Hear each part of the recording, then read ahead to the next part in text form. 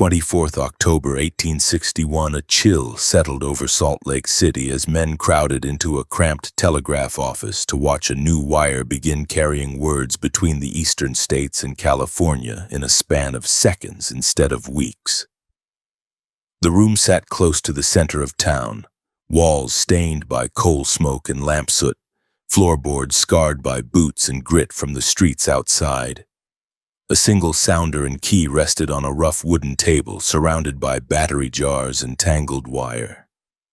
Outside, wagons rattled past in the cold air and horses stamped at the hitching rails, but inside every eye stayed fixed on the thin metal arm that would soon start to click. Representatives of the Pacific Telegraph Company and the Overland Telegraph Company stood shoulder to shoulder with local church leaders and territorial officials, breath fogging in the faint light. They knew that when the sounder spoke, the last gap in a line from the Mississippi Valley to the Pacific coast would finally close. To the east, crews had strung wire from St. Joseph in Missouri across the plains along the Platte and Sweetwater, past Fort Kearny, Julesburg, and Fort Bridger, then over the rough country that would become Wyoming and into the Wasatch Front. To the west, other crews had climbed the Sierra Nevada out of California, crossed the desert basins of Nevada Territory near Fort Churchill and Carson City, and pushed on toward the Great Salt Lake. Each group had moved pole by pole, week after week, following routes already scarred by wagon tracks and stage lines. Now the two segments met in this office, where one loop of wire joined another on the wall, and the continent became a single electrical path. On that evening in Salt Lake City, the first messages mixed ceremony and urgency.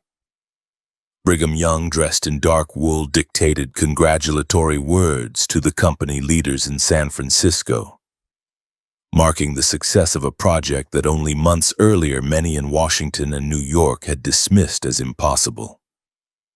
Soon after, a message came west from California's Chief Justice Stephen Field, addressed to President Abraham Lincoln in Washington, promising that California stood firm with the Union. The reply would not ride a stagecoach or wait for a ship around Cape Horn. It would return over the same copper wire through this same small room before the lamps were cold. The device that made this possible looked plain.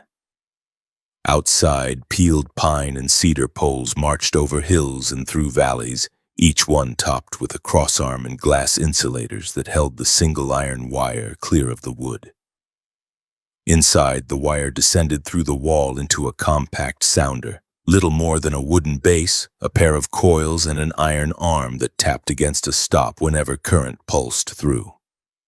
A brass key controlled that current. When the operator pressed the key, the arm at another station moved in rhythm, carrying short and long clicks that spelled out words to anyone trained to hear them. On this night, the man at the key sat upright, shoulders tense, ears tuned so finely that he could tell at once whether the far end of the line came from Fort Bridger or Carson City. The line had not appeared without cost. In the high country near South Pass, surveyors rode ahead on tough ponies, marking a feasible route with stakes and rough notes while fighting wind that cut through wool and canvas. Behind them, crews of hole diggers swung iron bars into frozen ground, then widened each opening with shovels until it could hold a pole set deep enough to stand against mountain gusts. Pole setters wrestled the trunks upright with ropes and brute strength, boots slipping on loose rock or icy soil. Last came the wire gangs, moving with wagons that carried reels of iron line, unspooling and fastening it with leather gloves that offered little protection from cold metal. When everything worked, 3 to 8 miles of line went up in a day. Many days did not work. Weather on the route toward Salt Lake City turned small mistakes into injuries. Sudden snow squalls rolled off the peaks and buried tools that had been set down only moments before. Summer heat in the lower basins baked men until their lips cracked and their shirts clung with white salt. Alkali dust in Nevada ate at leather and eyes. Men woke with throats so dry they could barely speak. Freight wagons tipped into arroyos when wheels found soft edges on wagon ruts. A pole that slipped from a cruise control could crush a leg or shoulder in an instant. Graves for laborers dotted the same hillsides as the poles, simple mounds marked with sticks or stones seldom recorded beyond a foreman's short report. The new wire crossed a region already strained by conflict. To the east, the Civil War pulled troops and money away from the frontier, while gold from California and silver from Nevada still needed to move east to support the Union government. In Utah Territory, scars from the recent confrontation between federal forces and Mormon settlers remained fresh. Farther out on the plains and in the mountain valleys, Lakota, Cheyenne, Arapaho, Shoshone, and other native nations watched more wagons, cattle herds, and soldiers use the trails that cut through their lands. Stage stations, telegraph relay huts, and small military detachments appeared near water sources and crossings that had long served as hunting grounds and seasonal camps. Telegraph managers understood that the line would not survive long if every local group saw it as an enemy. Company officials met with chiefs along the intended path, hired native men as guides and laborers, and enforced strict rules against harassment or abuse by white workers. For a time, those efforts reduced direct attacks on the wire and stations in many districts. Agreements did not erase wider anger over broken treaties, killings, and forced moves, and where that anger burned hottest, the poles and wires became part of a larger war. In some years, raiding, parties cut sections of line or drove off stock used by the stage and telegraph companies, especially along the South Platte and other heavily traveled routes. At Sweetwater Station in the South Pass country, the strain turned lethal. A band of Sioux attacked the combined stage stop and telegraph post, drawing fire from the men inside. As the first shot sounded, the operator sat at his instrument and sent a hurried call to the nearest army post for help. Troops began moving while the fight still raged, guided by information that had traveled faster than any courier. Shortly after the message went out, the raiders cut the wire, hoping to isolate their target. For several days, the station held out behind hastily arranged defenses of barrels, sacks, and telegraph batteries, while soldiers followed the path of the line toward the trouble spot. That episode showed both the strength and the vulnerability of the new system. It could summon distant help in moments, yet a few cuts with an axe could also silence it. Most relay stations never saw such dramatic clashes, yet daily life at them carried constant tension.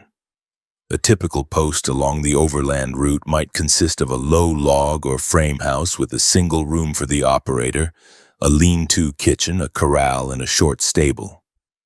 The operator slept in the same room where the sounder clicked, often within arm's reach of his bunk, so that a night message could wake him.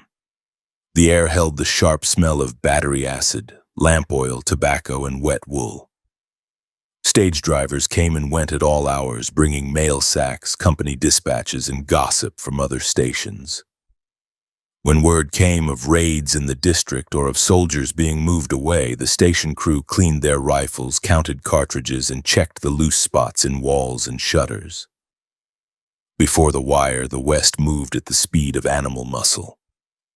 The Pony Express had carried select letters on a relay of mounted riders over the same rough trail from Missouri to California, cutting the time for important messages to about 10 days.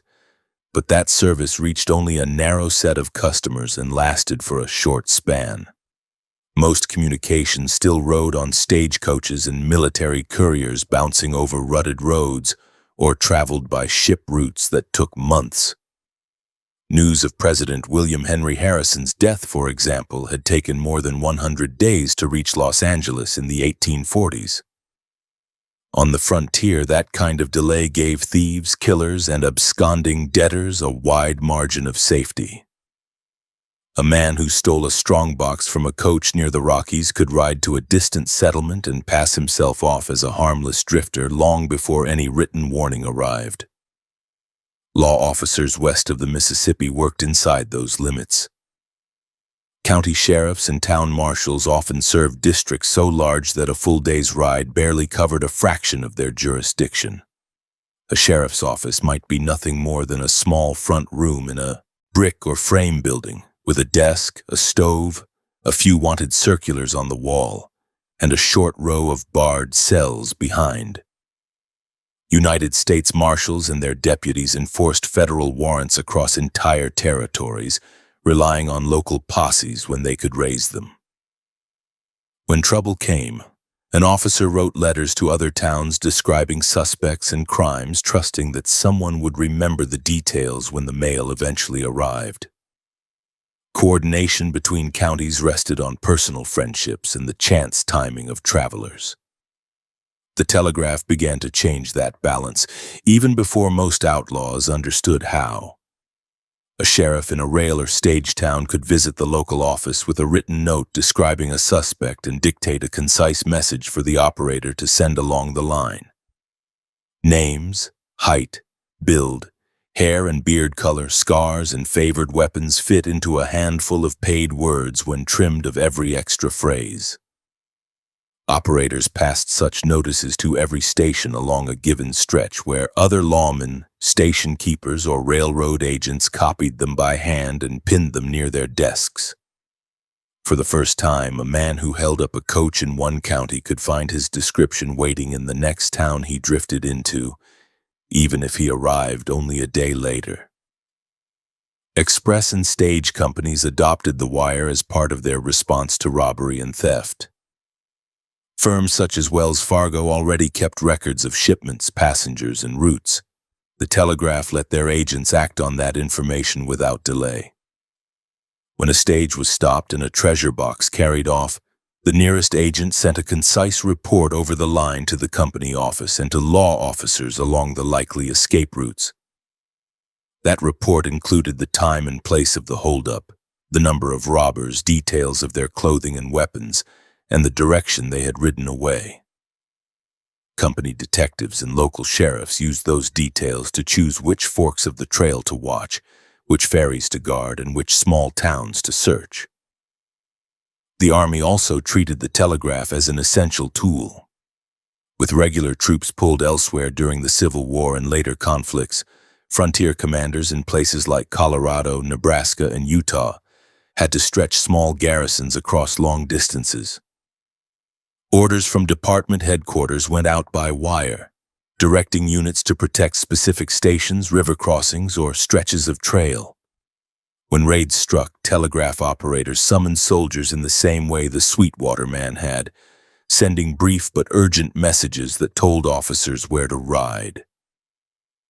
In especially dangerous seasons, small detachments of cavalry camped near vulnerable stations. Saddles kept close by in case the sounder began to chatter with news of fresh trouble.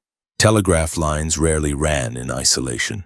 They followed the same paths that carried freight, passengers, and mail. And soon they paralleled new rail routes as companies pushed tracks across the plains and mountains. Mining camps like Virginia City, Bannock, and Denver.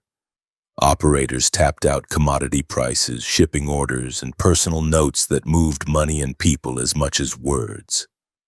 Miners watched boards at telegraph offices for news of ore prices in San Francisco or New York, and speculators bought and sold claims based on information that had arrived that morning rather than weeks before. In such towns, the line that carried market news also carried alerts about stolen gold shipments, missing payrolls, and suspected thieves. Despite its strengths, the system remained a living, fragile thing. Lightning storms cracked along the high ridges and sent destructive surges into coils and insulators. Heavy winter ice bent wires until they sagged close to the ground, where animals and passing wagons could tear them down. Bison rubbed itchy hides against poles on the plains, loosening them until they leaned or fell. In some seasons of war on the plains, raiding parties cut sections of wire and burned isolated stations. Telegraph companies and the Army answered with repair crews who rode out with replacement poles, insulators, and wire, sometimes under armed escort. Men climbed shattered poles in freezing wind or blistering sun, hands numb or raw, to tie in fresh sections and restore the steady click of traffic. Telegraphers themselves formed a distinct class of frontier worker. Many were young men who had learned Morse code in eastern offices and moved west in search of wages and opportunity. Some were immigrants who had picked up the trade in rail yards or city offices. They prized speed and accuracy, swapping stories about who could handle the longest messages without error. In small towns, the operator often wore several hats: railroad clerk, express agent, part-time newsman, and sometimes unpaid deputy. He knew which ranchers were behind on notes, which freight outfits handled the most valuable shipments, and which strangers passed through more often than made sense. That knowledge, joined with the wire, made him an informal intelligence hub for both business and law. Within days of the Salt Lake connection, the Pony Express announced its closure. The riders who had once been praised for racing mail across the continent in 10 days suddenly found their service obsolete for the most critical messages. Important government and commercial dispatches now went by telegraph, while stagecoaches and freight wagons carried bulky letters and packages. The closing of the Pony Express did not end danger on the trails, nor did it instantly erase the advantages that hard-riding criminals held over scattered lawmen. It did mean that the news of a robbery, a killing, or a fraud could move behind an outlaw as fast as, or faster than, he could ride ahead of it. On the night the line came alive at Salt Lake City, the men in that office celebrated engineering and national unity, not the future of crime or justice. They shook hands, sent polite messages, and stepped out into the cold streets with a sense that the continent had become more tightly bound. None of them knew the specific names that would later fill wanted notices and case files, or the exact towns where the wire would help close traps on robbers and killers. What they had done without realizing it was to give every sheriff, marshal, and express agent from the Missouri River to the Sierra Nevada a new weapon. The West would remain harsh, violent, and often lawless. But from this date forward, anyone who made a living by outrunning justice would have to reckon with a thin strand of iron that carried news of his deeds faster than his horse could ever run. 6th October 1866, night air pressed damp and cold against the wooden cars of the Ohio and Mississippi train as it rolled through southern Indiana toward the little rail town of Seymour. Smoke from the locomotive blew back along the line in streaks, coating open windows and the tops of passenger cars with soot.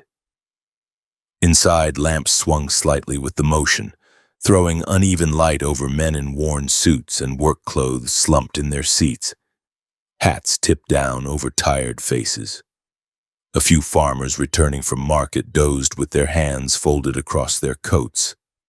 In the express car near the front, a single Adams Express messenger shared the space with wooden chests and one heavy iron safe bolted to the floor, listening to the rattle of couplings and the steady beat of the engine for any sound that did not belong. Along the edges of the right-of-way, poles with glass insulators stood at measured intervals carrying a single wire that paralleled the track. At stations along the Ohio and Mississippi line, that wire dipped into small offices where operators handled traffic about freight schedules, ticket counts, and company orders. It could just as easily carry news of a crime. At Seymour, the telegraph room sat a short distance from the platform, a narrow space with a desk, a key, and a sounder that clicked out instructions from St. Louis and Cincinnati. On this night, the man at that desk expected nothing more than routine messages about delays or extra cars. He had no idea that the train now approaching carried men who intended to step beyond local horse theft and burglary into something that would change how criminals and the law tested each other on the rails. The Reno brothers knew the line well. Frank, John, and Simeon Reno had grown up not far away near Rockford, Indiana. Sons of a farmer in a region of small towns, creeks, and timber stands. During the Civil War, they had worn uniforms for a time, then deserted and drifted into bounty jumping and small-time swindles. After the war, they turned to arson, intimidation, and robbery around Jackson County using a mix of hired roughs and relatives. Local juries feared them or owed them favors. Witnesses disappeared or changed stories. A crooked county treasurer and compliant officials let them skim money from public funds. By 1866, they were already the center of a loose ring that reached into Kentucky and Missouri. What they had not done yet was stop a moving train. They studied the Ohio and Mississippi timetable and the habits of its employees. Seymour sat at a point where trains stopped for water and brief servicing, and where Adams Express moved treasure boxes between cars. The brothers understood that the heaviest shipments often went on night runs with fewer passengers and less attention. They chose a westbound express and arranged for Confederates to buy tickets in Seymour, boarding as ordinary travelers with no more baggage than a carpetbag or two. Pistols and masks stayed hidden under coats and in satchels until the train had rolled far enough from town that no light showed in the windows of farmhouses near the track. When the locomotive left the last cluster of homes behind, and the train settled into a steady run through dark fields, the move began. One man pulled the bell rope to bring the train to an unexpected halt. As the brakes squealed and the cars shuddered, two armed figures stepped out between coaches and advanced along the side steps toward the express car. The messenger inside, hearing the sudden grinding change in motion, reached for his revolver and the lamp at his elbow. He did not get the chance to open the door on his own terms. Metal banged, the latch gave way, and a voice backed by a pistol barrel ordered him away from the safe. The gang worked quickly. One man kept the messenger and any curious crew members covered, while others examined the safe and the smaller chests chained to the floor. They knew they did not have time for careful, quiet work. They forced open lesser containers with hammers and cold chisels, dragging out packets of currency and bags of coin. The largest safe resisted them.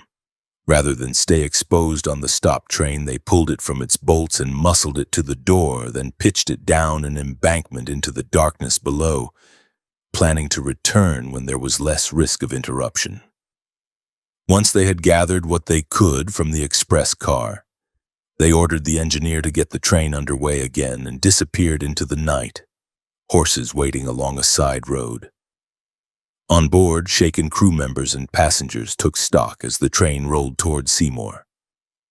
The Adams Express messenger inspected the wreckage of his compartment, his hands still trembling from the muzzle that had pressed against his chest. The conductor checked for injuries, then moved with urgent purpose toward the front of the train. His next stop after the locomotive would not be a sheriff's office at the end of the line, but the telegraph room in Seymour.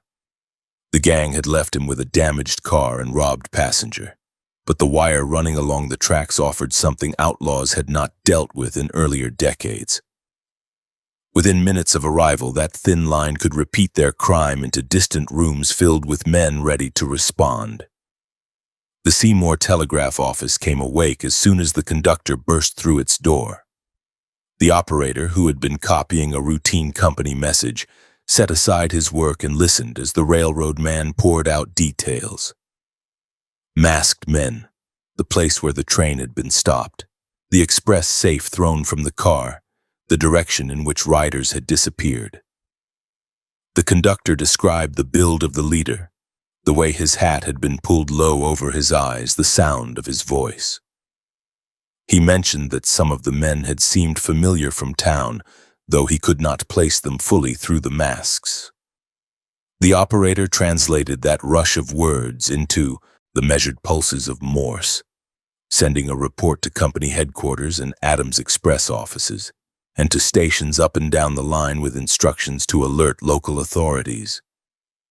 In Indianapolis, Cincinnati, and St. Louis, clerks took down copies of the dispatch that night and placed them before managers and superintendents. In county seats near the Ohio and Mississippi, telegraph operators pinned the notice where sheriffs could see it when they came in to send or receive other business. The telegram lacked names, but it provided the essentials: time, place, method, and direction of escape. It marked the event as more than a simple robbery of baggage. It identified a new style of crime that took advantage of the very system that had tied the region's commerce together. A crime that struck the express car of a moving train. That label carried weight, and it drew the attention of men who took such attacks as a threat to trade and public order. Back in Jackson County, the Reno brothers and their associates rode along back roads and creek banks toward familiar barns and safe houses, carrying bags of currency taken from the express chests. They did not yet know that the description of their work had already reached distant desks by telegraph.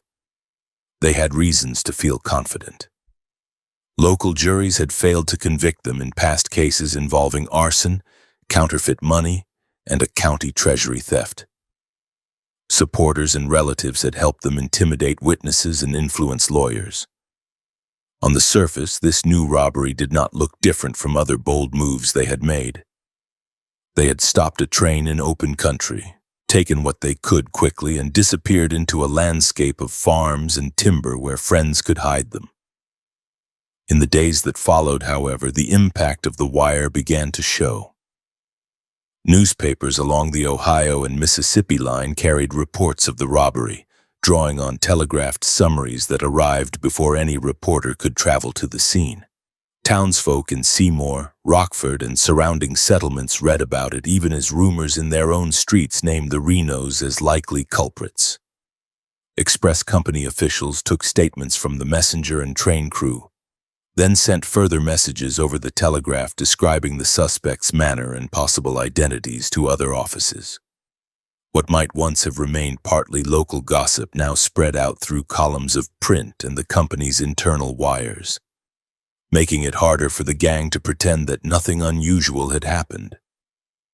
Adams Express and the railroad did not rely solely on county sheriffs. They hired the Pinkerton National Detective Agency, which had already guarded rail lines and tracked Confederate agents during the war. Allen Pinkerton and his sons dispatched operatives to southern Indiana with instructions to move quietly among the saloons, hotels, and farmhouses around Seymour. These men used assumed names and watched how money changed hands after the robbery. When they gathered enough information to suspect specific individuals, they did not wait for the mail to send their findings back to Chicago. They drafted coded telegrams from small station offices, paying in cash and sometimes asking operators they trusted to send the messages under simple commercial phrases that hid the content's real meaning. The Renos did not slow down. In the years after the first train holdup, they hit more targets, including another Ohio and Mississippi train, and a Jeffersonville, Madison, and Indianapolis line, taking advantage of gaps in patrols and the help of local officials who looked the other way. Each time the pattern repeated: a sudden stoppage, masked men in the express car, valuables taken or thrown from the train, and a fast escape on horseback. Each time the telegraph spread notice of the attack and the gang's growing reputation. Railroad and express executives read those reports with mounting anger and worry, sensing that if such robberies continued unchecked, passengers might avoid certain routes and shippers might move their business elsewhere. Pinkerton men and honest local officers began to use the same wires for their own coordination. A deputy in one county who heard credible talk about the Renos' role in a robbery could send a short message to a neighboring sheriff rather than wait for a face-to-face meeting. Pinkerton headquarters issued instructions by telegraph on when to arrest a suspect and where to move prisoners to reduce the risk of rescue. Notices about suspected accomplices went to offices in Illinois, Missouri, and Kentucky. The Reno gang's advantage had always rested partly on the slow, fragmented nature of law in the region. The Telegraph did not create fearless jurors or incorruptible politicians, but it let men who wanted to stop the gang share what they knew in something close to real time. The first major break came when one of the outer members of the ring, pressed by questioning and the threat of a long sentence, began to talk. Details of planned moves, hidden money, and rendezvous points reached Pinkerton agents through interrogations and surveillance. Those agents reduced the information to the bare essentials and tapped it out from depot offices to Chicago. From there, orders went back over different wires, telling fieldmen which farm to watch, which road to follow, and when to move. When Frank Reno left the region on a trip to Canada, Pinkerton men trailed him across the border and used telegraph offices in Windsor and Detroit to keep their superiors informed. Canadian authorities were alerted by wire as well, leading to his arrest in a country the brothers had thought would give them cover. Back in Indiana, the arrests of gang members stirred anger that had been building among citizens who saw their communities' reputations dragged through headlines linking Seymour and Rockford with train robbery and murder. Some locals respected the Renos or feared their allies, but others had lost relatives in robberies gone wrong or resented the climate of intimidation around courts and elections. Secret committees formed, composed of businessmen, farmers, and former soldiers who believed that ordinary legal measures would never bring full punishment. They read the same telegraphed reports about the gang's activities that reached larger cities, and they decided that if courts could not or would not act, they would. When several members of the gang, including some of the brothers, were locked up in the jail at New Albany under guard, those committees moved. They sent messages of their own through trusted channels, arranging times and gathering points without spelling out their intentions over the wire. On stormy nights in late 1868, masked men boarded trains as ordinary passengers, then stepped off near the jail after dark. Using keys and threats, they gained entry, took shackled prisoners from their cells, and hanged them from rafters or beams within the building. The official guards, overwhelmed and outnumbered, later claimed they had been powerless to stop the hangings. Telegraph keys carried news of those lynchings across the state by morning. Railroad stations and newspaper offices received concise reports about masked bands, broken locks, and bodies left swinging in the jail. Some dispatches noted that the dead included men accused of the train robberies that had shaken the region. Others hinted that prominent local citizens had either participated in or quietly approved of the killings. In Chicago and eastern cities, readers learned from those telegraphed summaries that the gang which had pioneered peacetime moving train robbery in the United States had met an end outside ordinary courts. For the Reno brothers, the same wired network that had failed to prevent their first big crime played a large part in ending their run. Their raids depended on timetables and rails that telegraph operators helped manage. Their escapes relied on the assumption that news of their deeds would travel slowly from county to county. Instead, each job added to a file that stretched across desks in railroad offices, express company headquarters, and detective agencies, updated by short bursts of code. Each new robbery produced a fresh wave of telegrams describing methods and suspects, letting men in distant towns compare notes and see patterns. By the time the last of the gang died at the hands of vigilantes, railroads and express firms had drawn a clear lesson. They tightened procedures for guarding express cars, set up standard telegraph forms for reporting suspicious persons along the line, and kept closer contact with law officers in every town where a wire touched a depot. Outlaws around the region watched the fate of the Renos and understood that trains and the telegraph offered both opportunity and risk. A robber could ride the cars and study routes with ease, but once he raised a gun inside an express car, his actions would be tapped out onto keys and passed from office to office long after he and his horse had left the scene. 4th November 1870, cold air lay over the Truckee River Canyon near Verde, Nevada, while Central Pacific's eastbound Atlantic Express No. 1 rolled toward a robbery that would race along telegraph wires long after the train itself had passed. Early that morning, the train had left Oakland with its load of passengers and a heavy Wells Fargo shipment locked in the express car. The strongbox carried tens of thousands of dollars in $20 gold pieces and silver bars. payroll for the Comstock mines and deposits for Nevada banks. In the express car, Wells Fargo messengers Frank Mitchell and Frank Marshall sat with rifles within reach, listening to the creak of timber cars and the muffled clank of couplers as the locomotive pulled the consist east toward the Sierra. By the time the train eased into Truckee, it was running late. Passengers climbed down onto the platform for air, drawn to the light spilling from saloons and gambling rooms along the main street. Inside one of those rooms, men shouted over the fall of cards and the rattle of dice while the mountain wind pushed smoke out the doors in ragged gusts. On the tracks, the two Wells Fargo guards checked the iron fittings on the treasure box again and watched the station platform through the express car door crack. They had been warned about increased talk of robbery. The payroll shipment had been noted in company records, and those records did not always stay in secure hands. Among the men who took an interest in that shipment was A.J. Big Jack Davis of Virginia City. During the day, he was a familiar figure in good clothes, a mine recorder and sometime mill owner who greeted merchants by name and bowed politely to their wives. In private, he was an experienced robber of Wells Fargo stagecoaches, a man who knew how much gold sat in a typical treasure box and how little protection a driver and one shotgun guard could provide on an empty road. He wanted more than scattered stage loot. The railroad now carried larger sums in a single night than many stages carried in a week, and he meant to take a share of it. Davis brought together a group of men he trusted to face guns in close quarters. John Squires, with a record long enough to fill a sheriff's ledger. E.B. Parsons, another practiced thief. Tilton Cockerell, rough, armed, and willing.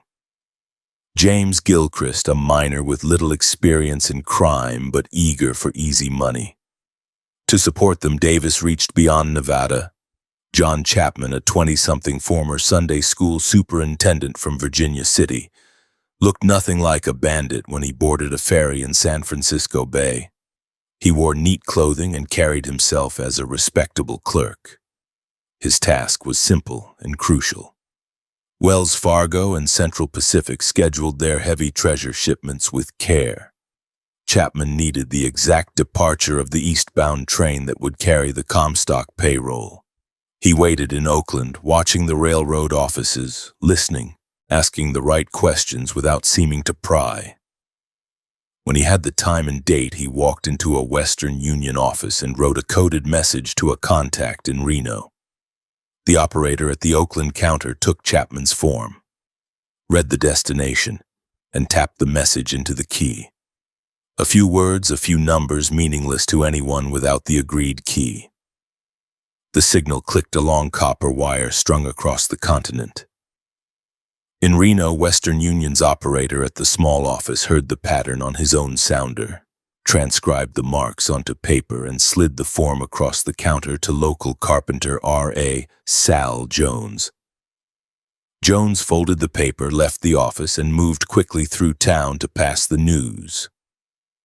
By then, the message existed in 3 places at once: the original slip in Oakland, the copy in the Reno office file, and the memory of the men who read it. As the day of the holdup approached, Davis and part of the gang camped near Verde in a cave above the river. They looked down on the track that twisted along the canyon floor, the rail bed carved into the slope with piles of broken rock along its side. Along the right-of-way, telegraph poles stood at regular intervals, each crowned with glass insulators and a single wire. The wire sagged a little between poles and hummed faintly when the wind pushed at it. Every town along the line had a small depot and usually a telegraph office, sometimes just a little room with a stove, a high desk, and a key on the counter. Messages about freight, delayed trains, mine shipments, and personal news ran along that wire day and night. Davis understood that the telegraph could ruin any plan that depended on surprise and time to escape. So did the other men. While some of the gang prepared weapons and horses, others moved west along the track to a point near Mogul. They carried tools and a length of rope. Under cover of darkness, they climbed a pole, worked in the cold air with numbed fingers, and cut the wire. The line went dead between Verdi and points west. Somewhere, a telegraph operator heard his sounder fall silent mid-message and sent a test call into the empty line. In the dark canyon east of Truckee, no reply came. Near midnight, the Atlantic Express No. 1 rolled into Verdi. A light snow drifted down onto the empty platform. The station office glowed from a single lamp, but few people were awake. Engineer Henry Small eased off the throttle and brought the train to a halt so the crew could take on water and wood. Steam vented, hissing into the cold air. The Wells Fargo guard stayed in the express car, watching the door, listening. When the train started again, several men in long dusters appeared at the rear of the express car. Conductor D.G. Marshall saw them and assumed they were late passengers. As he moved toward them to take their tickets, they pulled masks into place and pointed revolvers at his chest. His protests stopped at the sight of the gun muzzles. They pushed him back toward the passenger coaches and ordered him to keep the people seated. At the front of the train, other masked men climbed over the tender and forced their way to the engine cab. One pressed a revolver against Small and told him to move the train down the line. The gang knew exactly where to go. They took control of the locomotive and had Small run it forward, away from Verdi, past the last light into darkness. After about a mile, they brought the train to a halt. The couplers clanked as the robbers pulled the pins. The locomotive and express car pulled away, leaving baggage and coaches stranded. Passengers, suddenly motionless in the night, heard the clatter of doors and shouted questions with no answers. Farther east, at a lonely stretch near a quarry, the train stopped for good. Wells Fargo messengers inside the express car heard the change in sound as the engine drifted to a standstill. A voice outside yelled for the door to open. The guards refused. Shots cracked through wood. Splinters flew inside the cramped car. Under repeated threats, with no help in sight and no working telegraph line to bring assistance, the messengers surrendered. The robbers rushed inside and smashed open the treasure boxes. Lamplight glinted off stacks of gold coins and silver bars. Cold air flowed into the car. They had prepared leather pouches cut from boot tops and other heavy scraps. Each man worked fast, scooping coins by the handful until the bags bulged. Breath steamed in the tight space. The masked men cursed and barked at one another to hurry. Minutes later, they climbed down, heavy with loot. Horses waited up the slope. The gang divided and rode away in different directions, hooves muffled on snow and rock. Left behind, the crew took the locomotive back to the stranded coaches and reassembled the train. They could not telegraph the nearest town because the wire lay cut behind them. The only option was to move on. The train ran east, slower now, carrying frightened passengers and shaken expressmen, the strong boxes empty. At Reno, Wells Fargo agent Nels Hammond had a wagon and armed guards waiting on the station platform to receive the expected shipment. Instead, he saw the faces of the messengers and realized at once that the gold had been taken. In the Reno depot office, the telegraph key sat idle. The cut wire still isolated this stretch from the west. Hammond and the railroad officials could only send word east toward Elko and Utah, and south along company connections. Messages went out announcing that the Comstock payroll had been taken near Verdi. Descriptions of the masked men were sketchy. Names were guesses. Somewhere in the hills above the Truckee River, Davis and his gang were already hiding their shares in arroyo banks and hillside cracks, trusting deep snow and steep ground to keep digging hands away. The story might have ended there as a single spectacular hit if not for what happened along the same line less than a day later. Far to the east, the same train that had been robbed near Verdi continued its run toward Utah. The strongboxes had been refilled in Reno. Wells Fargo and the railroad were unwilling to stop shipments entirely. and schedules pressed forward even while lawmen scrambled. Near Pequot Siding in eastern Nevada, a second gang planned its own raid. These men did not bother cutting the wire. They depended on speed and a remote location. Late at night, 2 climbed onto the locomotive and 2 onto the rear platform of the express car. They overpowered the crew, uncoupled the engine, tender, and express car, and pulled them away from the rest of the train. Wells Fargo messenger Frank Minch, who had already endured the Verdi holdup, shoved packets of mail and a portion of the gold behind a rack of lanterns before the door gave way. When the robbers forced him to open up, they found money, but not all of it. They took what they saw and fled into the dark desert. This time, the telegraph wires stayed intact. As soon as the train rolled into Tawano, the division superintendent stepped into the office and dictated urgent messages. An extra engine went east to Wells with armed men to learn what they could and form a posse. Another engine with boxcars came out from Carlin, stopping in Elko to pick up Sheriff J.B. Fitch and 9 riders with fresh horses. Telegraph operators up and down the line received notices about the double robbery and the suspected direction of flight. At the same time, Wells Fargo Superintendent John J. Valentine drafted reward notices. One offered a large sum for the arrest and conviction of the men who had robbed the express near Pequot, and another offered similar money for the Verdi gang. The Federal Post Office added its own reward for the attack on the mails. The state of Nevada placed an enormous figure of its own on the table, determined to send a message that train robbery would bring consequences beyond any local sheriff's annoyance. Printed copies of the offers went out by train and horseback, but their text moved even faster. Telegraphers copied the reward wording into messages transmitted to county seats and army posts. As posses left the rail line and searched toward the south, more dispatches arrived. One message from Tawano reported 2 suspicious riders with worn horses spotted about 90 miles to the south, without blankets or provisions. Another telegram from Deep Creek in the Utah Territory described 4 men on horseback traveling east, heavily armed, carrying new $20 gold pieces minted in San Francisco that matched the missing shipment. Each report moved from one office to another within minutes. By the time the men reached a remote camp or small settlement, the people there often knew what to look for even if they had never seen a train. The fugitives tried to lose themselves in open country. Sagebrush stretched in every direction. Dry draws cut across hardpan. At scattered springs, water stained the soil dark and left a faint smell of minerals. The riders slept in shifts and pushed their mounts hard. Tracks faded quickly on rocky ground, but the men could not avoid water or fodder, and so they passed through places where residents had been warned to watch for them.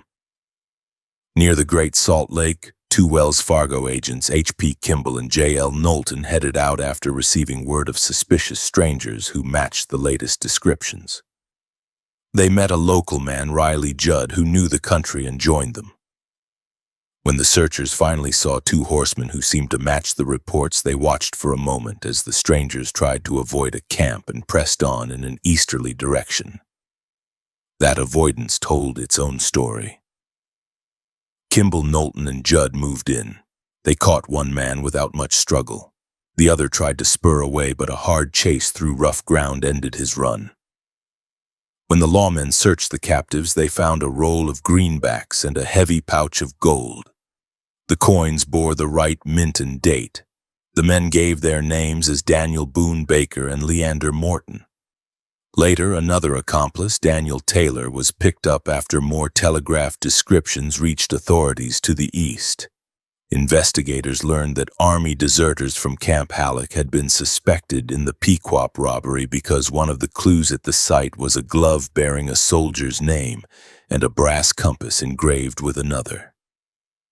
Telegraph messages between the railroad, the camp, and Wells Fargo's agents had tangled the 2 groups in rumor.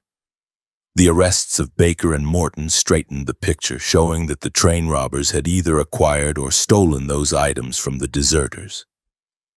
The deserters remained wanted for other offenses, but the men who had stopped the train now faced the more direct charge. The hunt was not gentle.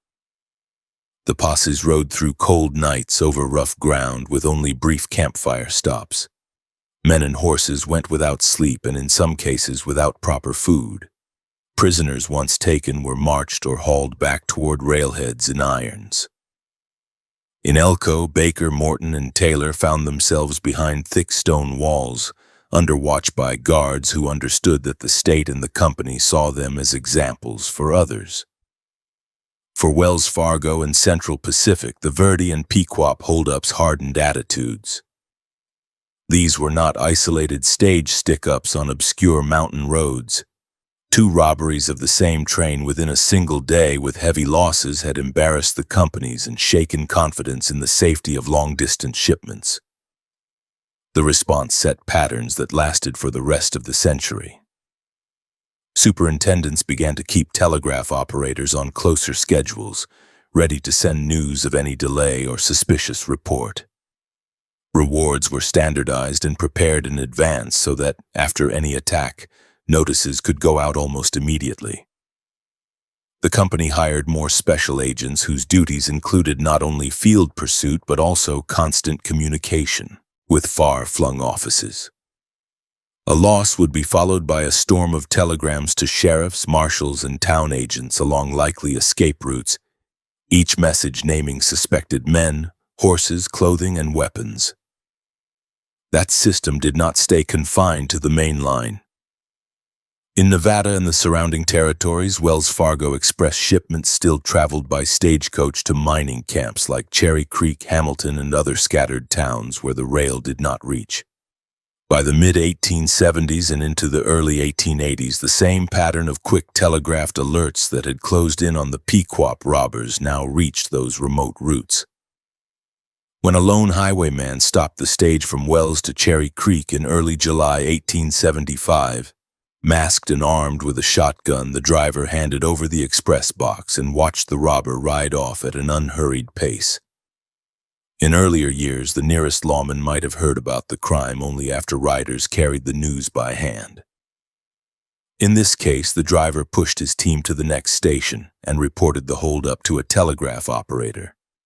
Within hours, descriptions went out along the line, and a company detective named Ed Alexander followed up leads that pointed to John W. Nelson. Nelson denied everything, but he faced a trial built partly on the speed with which reports had been gathered and shared.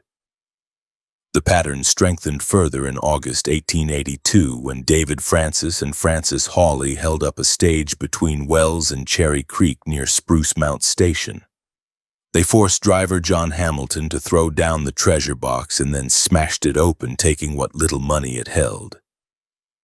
Hamilton drove on and reached a telegraph office where he described the 2 large men, their disguises, and their weapons. That same afternoon, telegrams went out from Elko and other offices warning that the pair might strike again, and naming a chain of likely routes toward the south. John N. Thacker, by then a seasoned Wells Fargo special agent, took charge of the pursuit. He combined fieldwork with constant telegraph contact. When new information placed 2 likely road agents near Parker's station and suggested that they might try another robbery to pay for an escape toward Arizona, Thacker sent a stream of messages lining up help.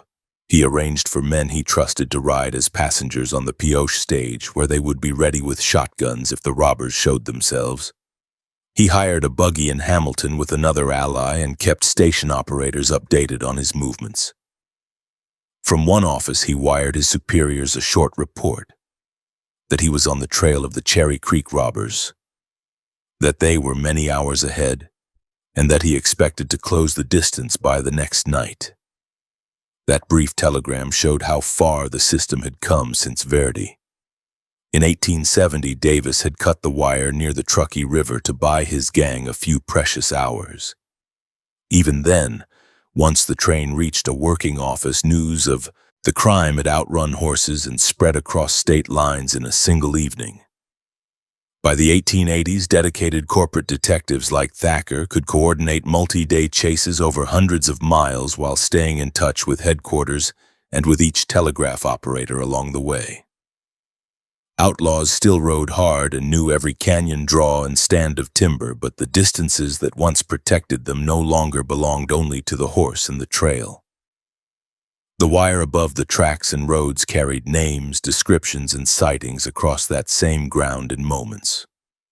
The Verde and Pequot robberies had proven that thieves could plan with the telegraph and even silence it for a time, yet those same cases forced Wells Fargo and the railroads to turn the wires into the backbone of organized pursuit. In the canyons near Verde and the dry hills above Cherry Creek, that change meant that a bandit fleeing with gold in his saddlebags was no longer racing only the hoofbeats behind him. He was racing a signal that could leap ahead to the next town long before he arrived. 21st July, 1873, heavy summer air hung over the fields near Adair, Iowa, as a Rock Island Railroad train rolled eastward with its headlamp cutting a pale tunnel through the night. The crops around the small town stood high and close to the tracks. Rows of corn and patches of oats broken only by fence lines and narrow wagon paths. In the distance, faint lanterns glowed in farmhouses where people were finishing chores or already asleep. The Rock Island line ran on a low embankment outside town, a strip of graded earth and ballast that lifted the rails above the damp ground. Along the right-of-way, telegraph poles marked the route, each carrying glass insulators and a single iron wire that connected Adair with stations to the east and west. In the depot office, the operator sat at his narrow desk, listening to the soft clicks of routine messages about freight, schedules, and weather.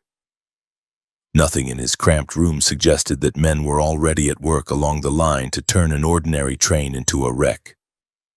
South of town, Jesse James and Cole Younger moved carefully along the rail bed with several other men, their boots crunching lightly in the gravel. They carried tools and lanterns with shades pulled tight to keep the light low. For weeks they had watched the Rock Island trains around Adair, counting cars, noting crew habits, and learning when the express shipments tended to be heaviest. Jesse, who had already built a name robbing banks and rolling stages, wanted to show that a moving train with a safe full of money could be forced to give up its contents just as surely as a frightened teller or coach driver. The gang had chosen a curve where a train would be moving slowly enough to avoid running far beyond any obstruction, yet fast enough that a sudden break in the track would knock the engine onto its side. They set to work unspiking a section of rail. The iron resisted at first, but steady blows and prying loosened the fastenings. They eased a length of track out of position and pulled it inward, bending it toward the empty space beside the ties. In its place, they scattered ties and timbers, building a low barricade that would force the locomotive's weight onto the twisted iron. The men worked quickly, sweat running down their backs despite the late hour. When they finished, they checked the arrangement with the hard eye of farmers who knew the forces involved in heavy machines. Satisfied, they moved off into the tall corn and waited, rifles and revolvers near at hand. Telegraph wires carried no warning of what lay ahead. The operator in Adair continued to tap out and receive short messages about ordinary business. The wire that ran past the ambush site remained intact that night, humming faintly in the moist air. The gang had chosen not to cut it before the wreck. Destroying the line too early would have drawn attention from railroad men sent out to find the break. Jesse and Cole wanted the train to hit the torn rails without suspicion. Only after the robbery would they turn their attention to the telegraph, and even then their control over it would be partial at best. Shortly before midnight, the eastbound passenger train approached the curve. Engineer John Rafferty watched the dark track ahead, his hand on the throttle, his fireman tending the firebox behind him. Steam pressure sat at a steady level, the engine working against a gentle grade. Inside the cars, most passengers slept in their seats, their faces turned away from the flickering lights. A few late readers kept lamps lit, their books trembling slightly with the motion of the train. The express messenger in his locked car stayed alert, aware that recent years had seen bank robberies and stage holdups in several states. He checked his revolver and glanced again at the iron safe fixed to the floor. As the locomotive entered the curve and rolled onto the disturbed section of track, Rafferty felt a jolt that did not match any known rough spot. The next instant, the front wheels climbed the warped rail and dropped into empty space. Iron shrieked as the engine left the rails and plowed into the embankment. The tender drove forward, crushing the cab. Wood splintered and metal twisted under the combined weight of the moving train and the sudden stop. The boiler tore loose and rolled, sending scalding steam into the air. Rafferty died in the wreckage, his body trapped under shattered timbers and iron. The firemen suffered severe injuries, limbs crushed and skin burned, as cars behind the engine buckled and derailed, pitching sleeping passengers into one another and against hard surfaces. Dust, smoke, and the bitter smell of hot metal filled the night. Cries rose from the wrecked coaches as people tried to understand what had happened and to find their families. In the express car, the messenger was thrown from his stool and slammed into a wall. He staggered to his feet, ears ringing, and fumbled for his weapon, knowing that an accident alone did not explain the violence of the crash. Before he could collect himself, men with scarves over their faces appeared at the door, pistols leveled. They forced him to open the safe at gunpoint, cursing and shouting for him to move faster. He had no real choice.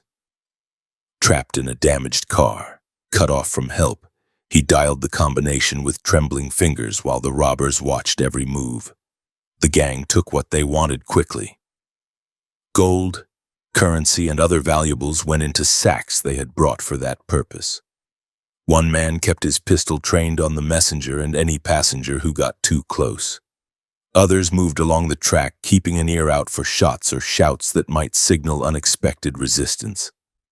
The dead engineer and the injured fireman lay amid the wreckage, the full cost of the derailment still hidden in mangled wood and fly ash. When Jesse and Cole judged that they had gathered enough, they gave a curt order, and the men melted back into the darkness, heading toward horses tied in a grove not far from the line. Only after they were mounted and moving did the gang take steps against the Telegraph.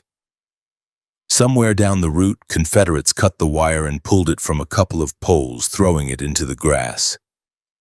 For a short span between Adair and the next offices, the line went dead. In the Adair depot, the operator noticed the silence and tried to raise his counterparts to the east. No answering clicks came back. He checked his equipment for loose connections and then sent a boy to look toward the track in case a downed pole had broken the circuit. That absence of signal, coupled with the overdue train, stirred unease in the small station long before any survivor from the wreck set eyes on the town. When word finally arrived by locomotive sent ahead from the wreck site, it carried more than the bare fact of a derailment. Crew members and passengers who could travel told the depot men that masked robbers had been on the scene, and that the express car had been opened under threat of death. The Adair operator stepped to his key as soon as he had enough details and began tapping out reports to division headquarters and to other stations west of the break. He described the time of the crash, the damage to the train, the death of the engineer, and the fact that the safe had been emptied by armed men. He also noted that the telegraph line had been cut near the wreck and that someone had deliberately moved the track.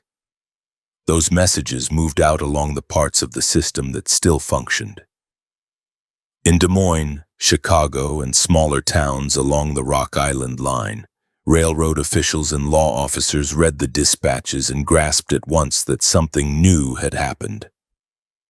This was not a simple accident followed by opportunistic theft. It was a planned attack that used the train itself as a tool against its crew and passengers. The recklessness of tearing up track and killing an engineer outraged railroad men, and inflamed public opinion when newspapers printed telegraphed summaries the next day. For Jesse James and the younger brothers, the telegraph was an enemy they could delay but not destroy. Cutting the wire near Adair had bought them hours in which no office to the east could relay news of the derailment. It had not stopped stations to the west from sending what they knew, nor had it prevented railroad managers from ordering a full response once the gaps in the information were filled. Sheriffs along likely escape routes received telegrams describing the method of the robbery, the suspected number of men, and the direction in which they had moved off after the wreck. The descriptions were rough but better than the disconnected rumors that might have followed a stage holdup in earlier years. In the weeks after the Adair robbery, the gang avoided the immediate dragnet by splitting up and using familiar farm roads and timber belts to leave the area. They stayed with supporters who gave them shelter and fresh horses and avoided towns where the Rock Island line had a strong presence. Still, they could not avoid the telegraph entirely. Reports of their suspected movements passed from county to county in a chain of short, factual messages that never needed to mention their names openly. Railroad detectives, Pinkerton agents, and state officials read those lines and began to see a pattern linking the Adair robbery with prior bank jobs and stage holdups in Missouri. The gang watched how the railroad and the express companies reacted. They saw more armed guards on express cars and overheard talk about new telegraph codes that would let officials pass warnings in shortened form. When they planned later train robberies such as the holdup near Gads Hill, Missouri in 1874 and the Glendale attack in 1879, they brought that knowledge with them. They understood that as soon as a train stopped unexpectedly, some operator down the line would suspect trouble and start sending calls. In response, they developed habits of seizing or neutralizing telegraph facilities at the same time they went after the money. At smaller stations, gang members walked straight into the office with pistols drawn and ordered the operator away from his key. A clerk who tried to tap out a warning under the desk risked a bullet. In some cases, the robbers forced operators to leave the building entirely and lie on the ground with the rest of the staff, leaving the line quiet while the crime unfolded. When robbing depots and trains around Glendale, they cut wires again or smashed sounders and keys, knowing that the instrument on the desk could carry their descriptions to towns they would not reach for days. Those tactics worked only in a limited way. The telegraph network in the Midwest had grown dense by the middle of the 1870s. Rock Island, Chicago, and Alton and other lines shared poles in some stretches and ran separate wires in others. Western Union and railroad companies built new offices in growing towns, and many cities had more than one telegraph room. A gang that silenced a single operator or destroyed one set of instruments might still find its actions described from another point along the line by someone who heard gunshots or saw masked riders leaving a train. Law officers adapted. When rumors spread that the James Younger gang was operating near a particular region, sheriffs and marshals arranged with telegraph operators to send preset signals if anything unusual happened to a train or a depot. A certain repeated pattern of short clicks could mean only one thing: trouble on the line. That pattern required no elaborate wording and could be sent even under stress. Once received, it pushed deputies and posses into motion even before full details arrived. The Adair wreck also changed how railroad detectives and express company agents thought about their own communication. They began keeping centralized files that summarized every robbery attempt, suspicious fire, or unexplained injury along the lines, updated by telegraphed reports from local men. Patterns that might have gone unnoticed in scattered handwritten letters became visible when agents read a stack of short telegrams mentioning similar methods, phrases spoken by robbers, or recurring physical descriptions. The James Younger gang's habit of controlling the telegraph office at the scene became a distinctive sign, one that drew quick attention whenever a small town agent reported that his instruments had been disabled during a crime. Within the gang, there were arguments about just how much effort to put into crippling the wire. Some members insisted that cutting lines and holding operators at gunpoint added risk and took time that could have been spent loading loot and escaping. Others, including Jesse and Cole, argued that even a few minutes of delay in sending the first warning could mean the difference between a clean getaway and a posse riding hard on their trail. The compromise they reached in practice was simple. When it was easy, they silenced the Telegraph. When it was not, they moved quickly and relied on distance and sympathetic locals. Despite their experience, the men who had turned the rails into weapons at Adair could not fully escape the consequences of the system they fought. Their names spread beyond Missouri and Iowa through newspaper columns filled with telegraphed reports. Towns from Texas to Minnesota learned to associate the James and Younger names with wrecked trains and plundered safes. That attention made it harder for them to move unnoticed, to spend money freely, or to recruit unfamiliar helpers without drawing suspicion. By the middle of the 1870s, every major railroad in the region treated the combination of express car guards, telegraph operators, and local law officers as a single defensive framework. The rails carried people and freight, the wire carried information about danger, and the badges provided the response when alerts came through. The James Younger gang had shown how much damage could be done by men willing to wreck a train for money. They had also demonstrated against their own interests that the wires beside the tracks could turn a local attack into a matter that drew rapid attention across several states, bringing more eyes, more guns, and more organized pursuit into play than any isolated posse could provide. 7th September 1876. Late summer heat pressed down on Northfield, Minnesota, while the Cannon River ran brown and slow past a town that still believed noon streets were safer than lonely roads. Northfield sat with its commercial blocks facing a dirt main street, squared false fronts over brick or wooden buildings, plank sidewalks, and hitching posts crowded with wagons and buggies. A flour mill stood near the river, its tall walls and stacks dominating one edge of town. Along the railroad, a short distance away, poles carried a single line toward Faribault and the larger network beyond. In a small room near the station, the telegraph operator sat with his sleeves rolled up, the sounder ticking with routine traffic about freight, passenger movements, and business matters from other Minnesota towns. Most people on Division Street paid little attention to the wire. They looked instead at store windows, at neighbors passing, and at the cloudless sky. Shortly after 2 in the afternoon, 8 riders approached Northfield from the country roads. Their horses were trail dirty but not blown, tack plain, gear strapped down tight. The men wore hats pulled low and coats or dusters despite the warmth. They presented themselves as ordinary stock buyers and mill inspectors.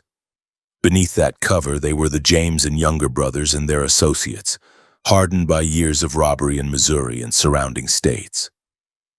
Jesse and Frank James rode among them, along with Cole, Jim, and Bob Younger. With them were Charlie Pitts, Clell Miller, and Bill Chadwell. They had come north believing that out-of-state banks would be less guarded, and that towns with Norwegian and Swedish immigrants would hesitate before challenging armed strangers. They halted outside of town for a short talk, then split as they reached the outskirts. 3 riders turned off toward the mill and the lower end of Division Street, where they would watch the main approaches and keep townspeople away from the bank. The rest rode more directly into the business district. Hooves clattered over the hard-packed road. People looked up, saw unfamiliar faces, and went back to their work. There was no deputy sheriff stationed on the sidewalk, no armed guard at the bank door, no visible sign that the town expected trouble. The First National Bank stood on the corner of Division and Bridge Streets, a 2-story structure with its front door opening onto the boardwalk. Inside, cashier Joseph Lee Haywood worked at his ledger while assistant cashier Alonzo Bunker and a clerk named Frank Wilcox handled other tasks. Sunlight fell in through front windows, throwing bright rectangles across the counter and the wicket that separated the public space from the work area. The vault stood at the rear, its heavy door closed. Much of the bank's large cash reserve for the harvest season sat inside. Haywood had heard stories of robberies in Missouri and Iowa and knew that the bank's money and depositors depended on the vault staying locked when danger appeared. Just after 3 strangers entered the bank. One asked about exchanging a large bill. Another asked about sending money by draft. Their questions came with thick voices and hard eyes. Then the tone changed. One man vaulted the counter with a revolver in his hand. Another shoved through the wicket. At least one shouted that this was a robbery and ordered Haywood to open the safe. Bunker and Wilcox were forced at gunpoint into the back of the room, hands raised. Haywood stood near the vault, heart pounding, looking at the steel door and at the pistols pointed at him. He knew the vault contained far more than the money in the cash drawer. He also knew that if he swung the door open, everything inside would be gone within minutes and the bank would be ruined. When the robbers demanded the combination, he said the safe was on a time lock and could not be opened. That was not true. The vault did not have such a mechanism. Haywood chose deception instead of surrender and held to it despite shouted threats. Outside, the rest of the gang took positions. 2 riders stopped near the bank on Division Street pretending to watch their horses while they rested a hand close to their rifles. Others rode a little further, turning their mounts in slow circles to watch each end of the street. They were there to keep people from entering the bank or raising an alarm. Instead, their behavior began to draw attention. Townspeople noticed strange men loitering with carbines and pistols visible. One horseman waved pedestrians back from the corner in a way that looked more like control than courtesy. At a nearby hardware store, a clerk watched the street with narrowing eyes. Men with guns blocking the area around the bank made no sense in a peaceful town. He stepped inside, told his employer what he had seen, and both men reached for firearms. Across the way, a medical student named Henry Wheeler, who boarded above Scriver's store, peered from a window and saw an armed rider yelling at a citizen. Wheeler grabbed a single-shot rifle and moved to a vantage point overlooking the street. Smaller acts like these, individual decisions to meet force with force, began to form a line of resistance no one had anticipated when the gang rode in. Inside the bank, pressure grew. The robbers struck Haywood with pistol butts, splitting his scalp and knocking him to the floor. Blood ran down his face and stained his shirt. They hauled him up again and shoved him toward the vault, demanding that he stop lying and open it. He repeated that the mechanism could not be turned before a set hour. Bunker watched for a chance and made a run for the back door. A shot caught him in the shoulder as he fled, tearing flesh and cloth. But he made it into the alley and ran toward the street, shouting that the bank was being robbed. Those words carried. People who had hesitated at the sight of guns now understood what they were seeing. Cries went up along the boardwalk. Someone yelled for rifles from the hardware store. Others shouted to get back to find cover. One of the gang outside fired into the air, trying to scare the crowd. The noise had the opposite effect. Wheeler fired his rifle from above, hitting Clell Miller in the chest. Miller slumped in the saddle, dropped his reins, and fell into the street. Another townsman took aim from behind a stack of lumber and shot Chadwell, who went down near his horse. Blood pooled on the dust where they landed. The street became a battle zone. Gang members fired pistols and carbines at men appearing in doorways and from behind wagons. Citizens returned fire from windows, alleys, and behind barrels. Smoke from black powder cartridges drifted between the buildings and stung eyes. Horses screamed and reared, some hit by stray rounds. A shopkeeper named Elias Stacy took a bullet that shattered his jaw while he traded shots with one of the raiders. A Swedish immigrant, Nicholas Gustafsson, stepped into the street without understanding the shouted English warnings and was hit in the head by a stray round. He fell and later died from the wound. In the middle of this, the robbery inside collapsed. With Miller and Chadwell down and their entry unnoticed no longer possible, the men in the bank realized that remaining inside a small room offered no safety. They had failed to reach the main vault. They forced what money they could from drawers and counters into sacks, then began to withdraw under fire. Before leaving, one of them again demanded that Haywood open the safe. He refused. In frustration and rage, one of the bandits shot him in the head. Haywood collapsed near the vault he had refused to surrender, dying on the floor of his own bank. Outside, the surviving gang members scrambled for an exit. Frank and Jesse James and the Younger brothers fought through the gunfire toward their horses. Cole Younger took multiple wounds, including shots to his hip and shoulder. Jim and Bob Younger were also hit. Charlie Pitts was hurt as well. They managed to mount, blood soaking their clothes, and ride out of town under a hail of bullets, leaving Miller and Chadwell dead in the street. Their bags held only a fraction of the money they had expected to seize. Their bodies carried lead that would slow every mile of their escape. Almost as soon as the shooting died down, the town's response shifted from immediate survival to organized pursuit. While citizens tended to Stacy, Bunker, and others who were bleeding, and while men covered Haywood's body, others ran toward the telegraph office. The operator had already heard the firing and stepped out to see smoke and commotion. When messengers reached him with the news that the bank had been robbed and that the robbers had ridden south out of town, he returned to his key without wasting words. He began sending messages to nearby points along the rail and telegraph line. Towns like Dundas, Faribault, Owatonna, and Farmington received urgent notices that armed men had attempted to rob the bank in Northfield, that 2 robbers lay dead, that others wounded had escaped, and that they were heading into the countryside.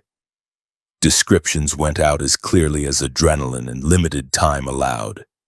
Number of men, type of horses, clothing, visible injuries. One message went to the sheriff of Rice County. Others were directed to railroad officials who could warn station agents along the routes and halt trains if needed. These telegrams moved faster than any rider leaving town. Within an hour, law officers and hastily forming posses in multiple communities knew that an outlaw band was on the move south and west of Northfield. Farmers arriving at depots for routine business heard reading of the dispatches and volunteered horses and weapons. County sheriffs telegraphed one another to agree on which roads and bridges each group would cover. The governor of Minnesota learned of the attempted robbery by wire and authorized the calling out of militia units to assist in the hunt. Newspapers received stripped-down telegraphic summaries at their offices in set type for extra editions that would appear later. But the immediate effect came from the coordination between men with badges and rifles. The fleeing gang rode hard through fields and back roads, staying away from main routes where they expected organized resistance.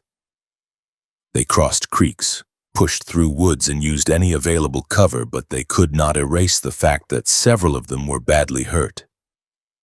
Cole Younger's wounds stiffened, and he began to need help in the saddle. The James brothers, less injured, took more of the scouting and pathfinding duties, looking for fords and avoiding large farmsteads where word of armed strangers would quickly travel. Behind them, multiple posses spread out under a framework shaped by the telegraph. One group out of Northfield, another from Faribault, others from Stillwater and nearby areas rode on different but coordinated lines. When a farmer saw suspicious men at a distance or found fresh horse tracks near a stream crossing, he reported it at the nearest village or station. The local telegraph operator relayed that information along the line to points where posses had agreed to watch. Each short message, a few words about direction, number of riders, and time of sighting, helped narrow the search. The chase lasted for days. Rain turned some roads to mud. Nights were cold enough to bite through damp clothing. The outlaws stole fresh horses when they could, leaving played-out animals behind. But that tactic also left trails of disturbed farms and missing stock. The men pursuing them rode almost as hard, stopping only long enough to rest mounts, snatch food, and send or receive updates at telegraph offices.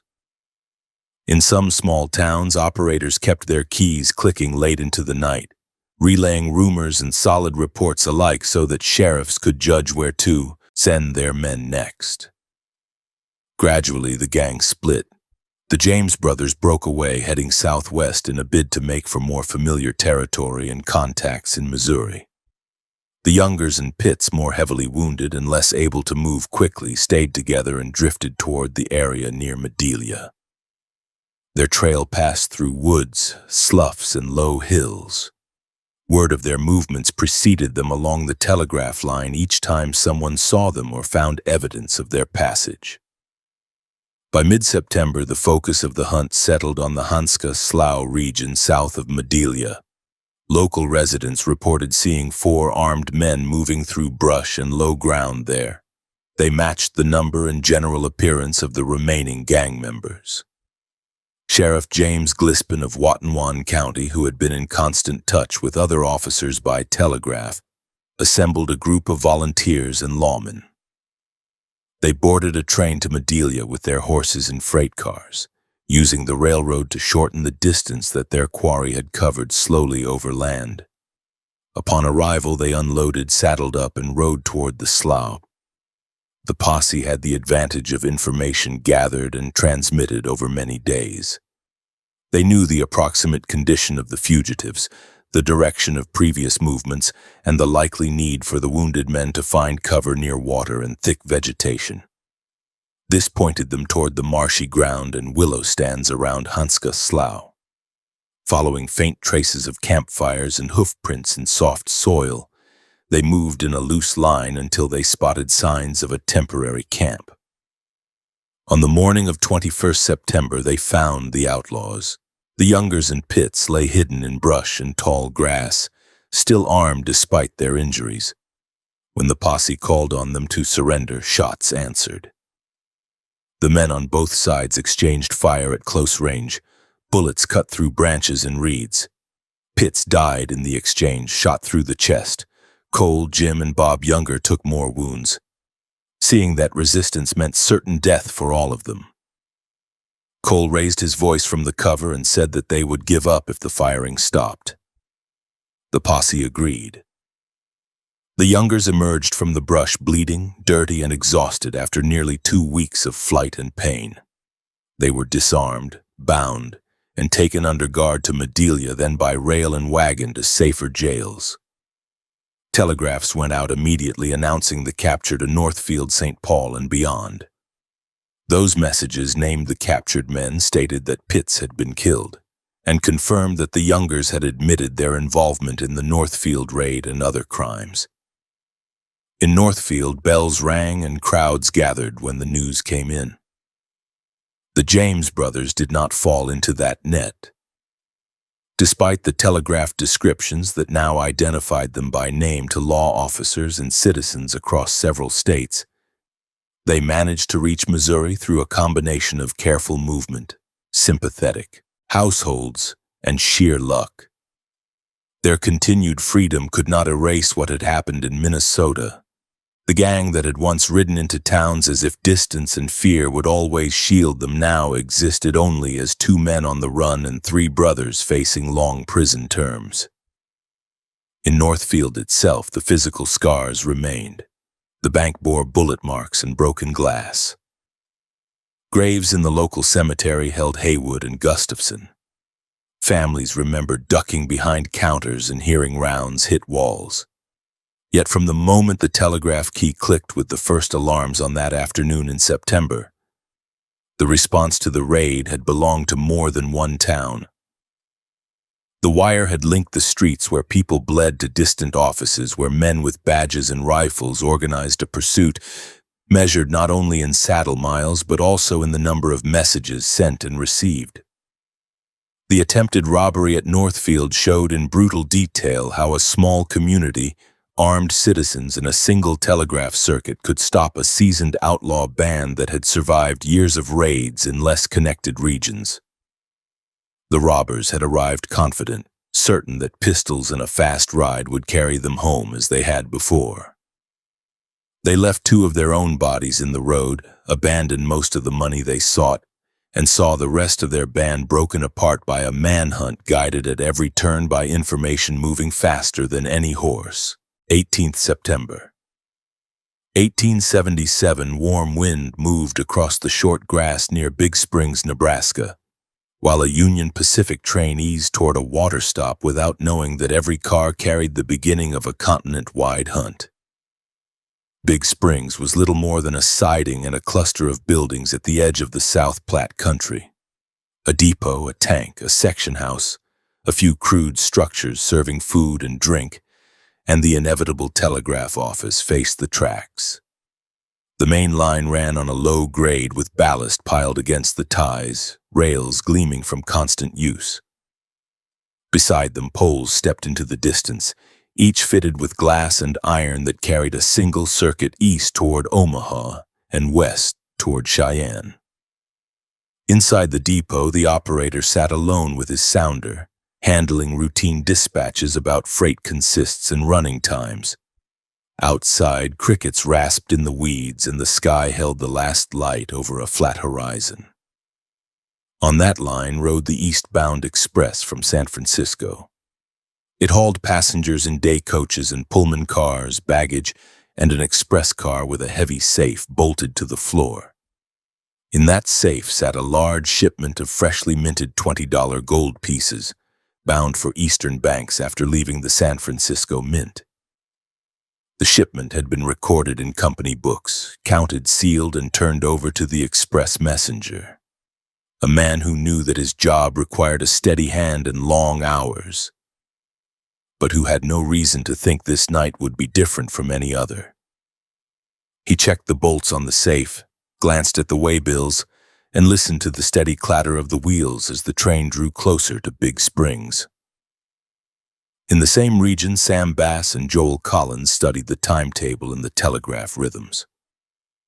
Bass had been born in Indiana and had drifted south into Texas as a young man, working first as a teamster, then as a stage driver, then as a gambler around Denton.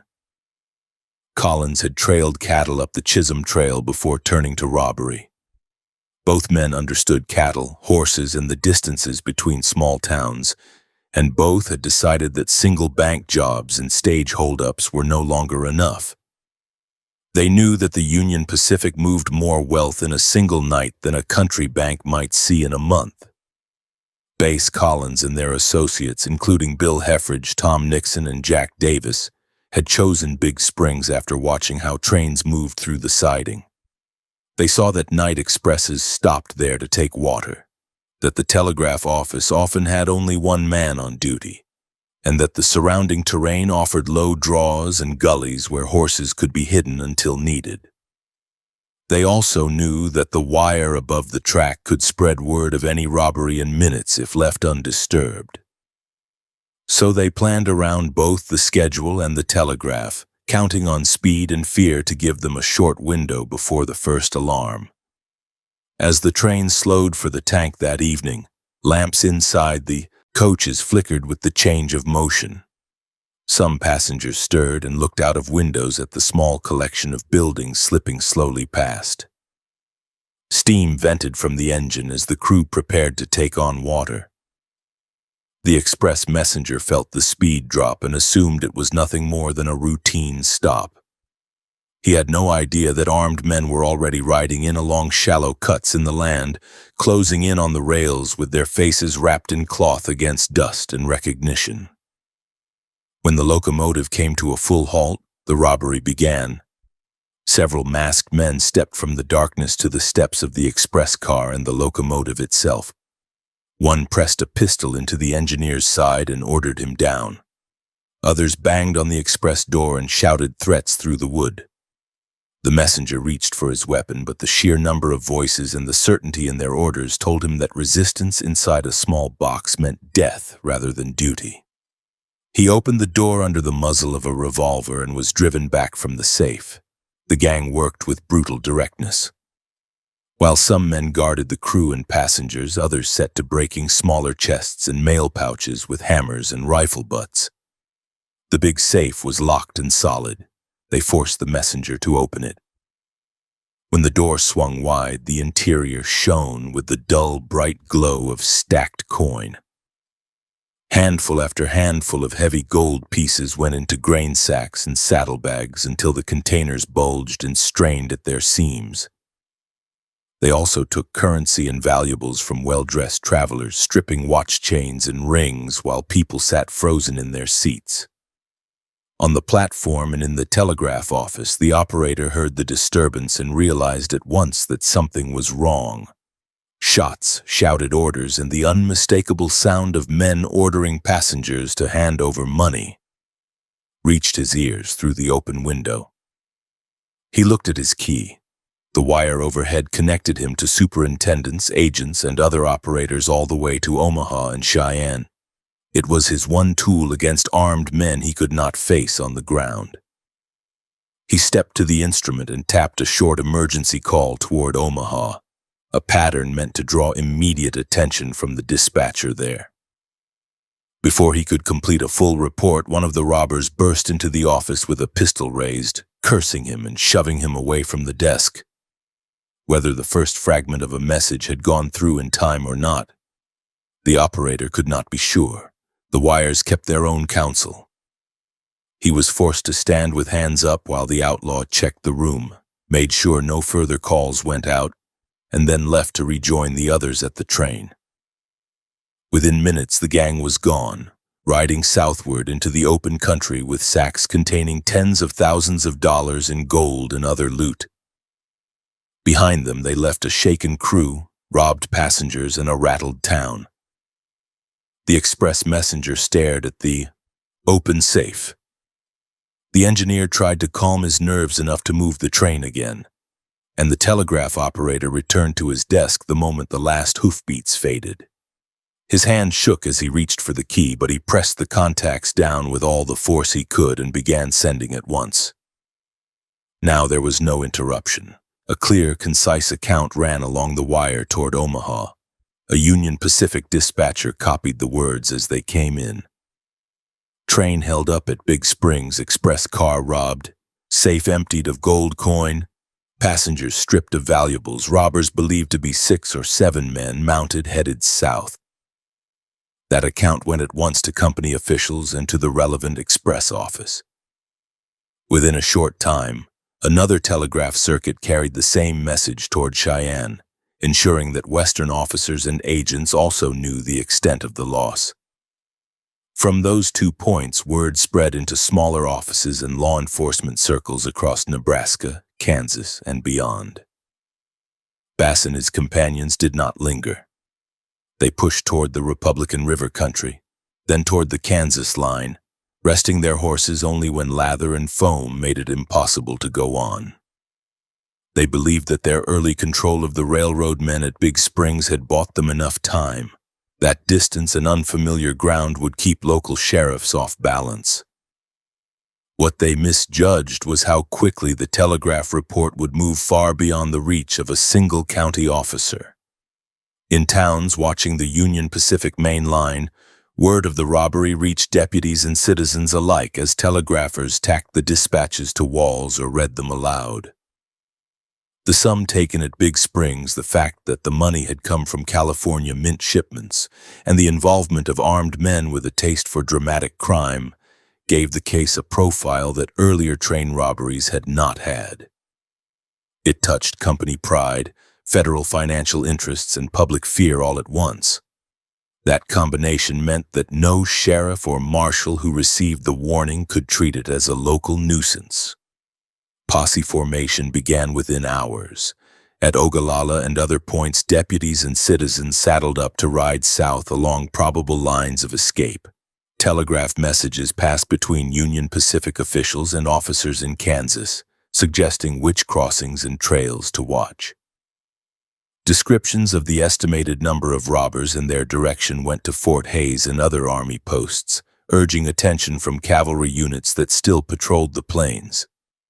Each group that set out carried information gathered from the original report and from any additional sightings, all pulled together by clicks on the wires rather than slow letters. Collins and several gang members drifted toward Kansas settlements where they thought they had friends or at least anonymity. Bass moved on a slightly different course, already thinking about returning to Texas with a cut of the money. In the confusion of that movement, the gang split. Some men showed their new wealth too openly. In towns where people had read about the Big Springs robbery in early newspaper editions and broadsides based on the Telegraph accounts, heavy spending by rough-looking strangers raised questions. In late September, near what became known as Buffalo Wallow in Kansas, troops of the 4th Cavalry under Lieutenant George Shafter closed in on a suspicious camp, guided partly by reports transmitted along the wire to Army headquarters and forwarded as orders to field officers. A short, fierce fight broke out. Joel Collins and Bill Heffridge fell under carbine and revolver fire, killed before they could mount and ride. Money taken from their bodies and from the camp matched the stolen gold. Photographs taken of their corpses later circulated in newspapers as the dead faces of the Big Springs raiders. Another member of the gang, Jim Barry, tried to make his way back toward Missouri with a portion of the loot. He rode into Mexico, Missouri, spent and bled, having taken wounds in a skirmish with pursuers. Lawmen who had already received Bass Gang descriptions from Western Telegraph lines heard whispers of a stranger spending gold freely and nursing injuries. They investigated at once. Confronted by officers, Barry tried to flee and was shot. He died soon after, and his share of the money went back to the express company. Those deaths did not end the matter. Telegraph reports summarizing each capture and recovery moved back to Omaha and Cheyenne, to San Francisco and St. Louis, and to the federal authorities. Each report noted that at least one man from the robbery remained unaccounted for. That missing figure was Sam Bass. When he reappeared solidly in Texas the following year, his name already carried weight in the minds of lawmen who had read about Big Springs. Bass reached Texas with part of his share and returned to familiar ground around Denton. He bought fast horses, gambled, and built a small circle of followers, including men like Henry Underwood and Seaborn Barnes. They soon turned to new robberies, now along Texas railroads, and in a state stitched together by telegraph lines that reached from county seats to cattle towns and coastal ports. The Big Springs experience had shown Bass how valuable a single successful train holdup could be. It had also shown Texas Rangers and railroad detectives how dangerous such a man could become if not stopped. In February 1878, Bass and his gang stopped a Houston and Texas Central Railway train near Allen, north of Dallas. They pressed the crew and passengers at gunpoint and went through the express car. As before, the first structured response came through the wires. The nearest telegraph office sent a blunt message to Dallas and to company headquarters, laying out the essentials of the crime. Texas Rangers under Captain John B. Jones read those wires and paid attention. This was not an isolated rural theft. A man tied to the largest gold robbery yet seen on the Union Pacific was now hitting lines in Texas. Bass struck again near Mesquite and later near Hutchins, taking smaller but still important sums from express shipments and personal belongings. Each time the pattern repeated: sudden armed attack, rapid looting, and a hard ride away. Then a wave of messages from telegraph offices spreading the details to rangers, sheriffs, and railroad detectives. Rangers working out of Austin, Dallas, and other points began to use telegraph offices as their regular briefing points, meeting trains and checking with operators about any new sightings or rumors of Bass and his companions. The wires themselves did not ride into outlaw camps, but they carried the results of informants' fears and betrayals. In the spring and early summer of 1878, pressure on the gang mounted. Rewards for Bass grew with each robbery, printed on posters and repeated in terse phrases in telegrams that went from the governor's office to ranger captains and county officials. That money tempted people close to the gang. One of Bass's own men, Jim Murphy, had been arrested and faced the prospect of a long sentence or worse if convicted fully. Rangers and officials leaned on him, offering reduced consequences if he cooperated. Murphy agreed to betray Bass. Part of that cooperation involved the Telegraph. When Bass planned a bank robbery in the town of Round Rock, north of Austin, Murphy attended the meetings where the details were discussed. He then slipped away long enough to reach a telegraph office and send word to Captain Jones. His message stated the target, the approximate date, the number of men and the weapons they planned to use. That information traveled by wire to Austin and then to Round Rock, where arrangements were made to reinforce local law officers with rangers before Bass rode in. Round Rock was not an isolated prairie siding like Big Springs. It had a main street with businesses, a blacksmith shop, a saloon, and a small railroad connection. It also had a telegraph office that kept the town tied to Austin and other points. When rangers under Sergeant Richard Ware and others arrived, they talked quietly with the local deputy sheriff, checked their weapons, and watched the road. They knew, thanks to the telegraph, that they were not waiting for an undefined threat. They were expecting Sam Bass and his men.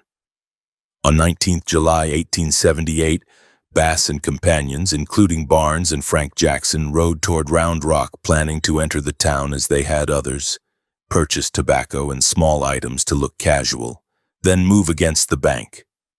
Murphy rode with them, maintaining his role. When they reached the outskirts, the men tied their horses in a live oak thicket and walked into town carrying their weapons under coats. They stopped first at a store to buy cartridges. Deputy Sheriff A.W. Grimes, alerted by prior news that suspicious strangers might appear armed, confronted them outside. He told them to surrender their guns as town ordinance required them to check weapons. Bass and his men hesitated, then drew and fired. Grimes collapsed with fatal wounds. The opening shots brought rangers and armed citizens running. A close-range gunfight erupted in the street, bullets punching into clapboard walls and pouring dust from door frames. Bass was hit more than once, in the hand and in the body. Barnes went down under heavy fire. Jackson helped Bass reach the cover of their horses outside town, the two men riding away at a staggered pace, Bass weakening with each mile. Back in Round Rock, telegraphers were already keying out messages to Austin and other points reporting the fight, the death of Grimes, the likely death of Barnes, and the serious wounding of the leader. Rangers and posses followed the trail of blood and hoofprints that night, guided in part by stops at telegraph offices where new instructions and information awaited them. In the early hours of 20th July, they found Bass lying under a tree near a waterhole, barely conscious, his clothes soaked with his own blood. Jackson had gone on, leaving his friend when it became clear that Bass could not stay in the saddle. The Rangers took Bass into custody and moved him back toward Round Rock, stopping when movement threatened to finish him. Bass died on 21st July after talking in fragments about his life and saying little of use to investigators. His death did not close every file on every robbery connected to his name, but it ended his direct role in the attacks that had shaken railroads from Nebraska to Texas. Telegraph offices carried the news outward the same day, sending brief statements that the notorious train robber had died of wounds received at Round Rock. Newspapers turned those notes into longer stories, tying Big Springs, Allen, Mesquite, and Round Rock into a single line of narrative that traced his rise and fall. From Big Springs to Round Rock, the pattern around Bass showed how the telegraph had changed the pursuit of outlaws. At the start, he and Collins tried to control the flow of information by holding a single operator away from his key for a few crucial minutes. In the aftermath, messages about the robbery spread across states, directing cavalry, sheriffs, and detectives toward the gang's trails. In Texas, the same network carried warnings about each new attack and, in the end, the betrayal that placed rangers in the right town at the right time. Bass could ride hard, choose isolated sightings, and study timetables, but each robbery added fresh detail to the accumulating stream of telegraphed reports. In the end, the wires that ran through Omaha and Cheyenne and into Texas did not just carry news of his deeds. They formed the invisible paths along which the men who closed in on him traveled. 3rd November, 1887. Dusk reached the Denver and Rio Grande line near Grand Junction, Colorado. As a mixed train from the east slowed for a minor switch with no idea that 4 men had already turned the track into a trap. 5 miles southeast of town, at a place railroad men called Unaweep Switch, rails ran across low country between the Gunnison River and dry benches scattered with brush. The Denver and Rio Grande had pushed its narrow gauge through there only a few years earlier, its ties resting on crushed rock, its iron rails hugging the curves. Beside the right-of-way, telegraph poles carried glass insulators in a single wire toward Grand Junction in one direction and toward Delta and Gunnison in the other. The nearest buildings were scattered ranch houses and small sheds near irrigation ditches. The switch itself amounted to a short siding, a stand of signals, and a track that allowed trains to pass one another when timetables required it. Under fading light, 4 men worked along the main line. They dragged rocks and timbers from the nearby ground and stacked them across the rails, building a barrier tall enough to catch the pilot of a locomotive. Their coats hung open over shirts and vests, stained from range work. Faces stayed turned away from open ground. They knew the schedule. They had chosen a train that would be moving at a moderate speed and would carry baggage, mail, and whatever else the railroad and its express company had loaded that day. When they judged the obstruction high and solid enough, they moved back into the scrub, leaving only the low mound of junked material on the track and the silent telegraph wire above. Later that evening, the train approached. In the cab, the engineer watched the dim outline of the track ahead, hand on the throttle. The fireman shoveled coal into the firebox and wiped sweat from his face. Behind them, cars held passengers, baggage, and one car that combined mail and express work. The clerk inside that car sat on a stool near a safe and piles of bags, sorting letters and packages, occasionally glancing at the lock on the iron box bolted to the floor. The engineer saw the obstruction with only a short distance left. He threw the brake valve, blew a warning, and felt the wheels bite at the rails. The weight of the train pushed forward. Steel met wood and stone in a short, brutal collision. The locomotive shuddered, climbed partway over the barrier, and came to a stop without overturning, more by luck than plan.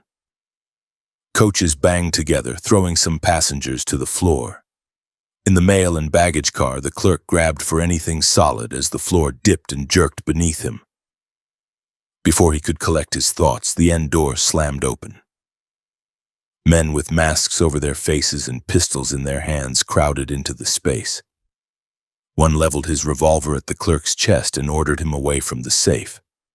Another demanded that he open it at once. The clerk kept his eyes off the nearest gun and said that he did not have the combination, that only a station agent could turn the lock.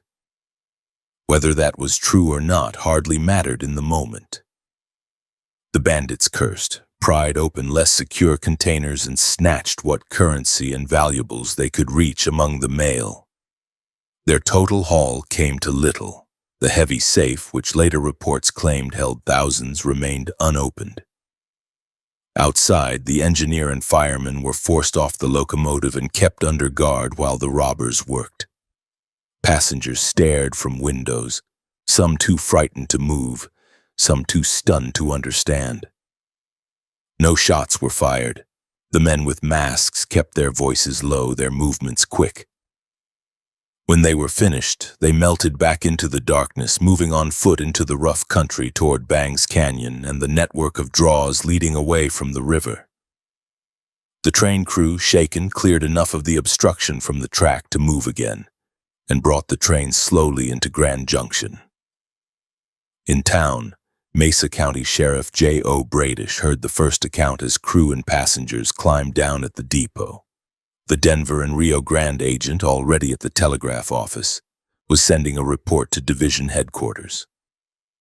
Train stopped by obstruction, baggage car entered, safe untouched, small amount of cash and mail taken, 4 men believed involved, all escaped on foot.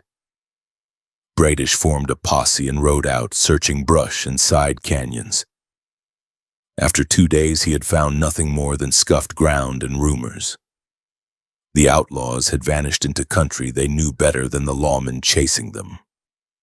In Denver, the United States Marshal read the telegraphed summary and understood that a local sheriff's posse might not be enough. He dictated a message to Gunnison County addressed to Sheriff Cyrus Doc Shores, who also held a commission as a deputy United States Marshal. The telegram asked him to do everything possible to help capture the men who had stopped the Denver and Rio Grande passenger train near Grand Junction. The operator in Denver sent the request out along the wire, and within minutes a sounder clicked in Gunnison with news that would pull Shores into months of riding and more than 1,000 miles of railroad travel. Shores had come west as a teenager, working as a hunter and freighter before taking up law work. By the early 1880s, he had earned a reputation around Gunnison as a patient but relentless officer, a man who preferred tracking and arrest to quick violence. When the telegraph message reached him on the afternoon of 4th November, he studied it, weighed the distance, and made up his mind. That day he boarded a train in Gunnison with his brother-in-law, M.L. Allison, riding the Denver and Rio Grande west over Marshall Pass and down through the canyons toward Grand Junction. They arrived at Unaweep Switch in the early morning hours of 5th November. Cold air hung over the rails. The obstruction had been cleared, but scuffed ground still showed where men had dragged timbers and stone. Shores and Allison walked the right-of-way at first light, studying boot marks and stray impressions in the dirt. They followed sign along the north side of the Gunnison River until fading tracks and hard ground defeated them. That night they rode the train into Grand Junction and planned the next step. The following day they rented 2 worn saddle horses from a local livery and searched the south side of the river.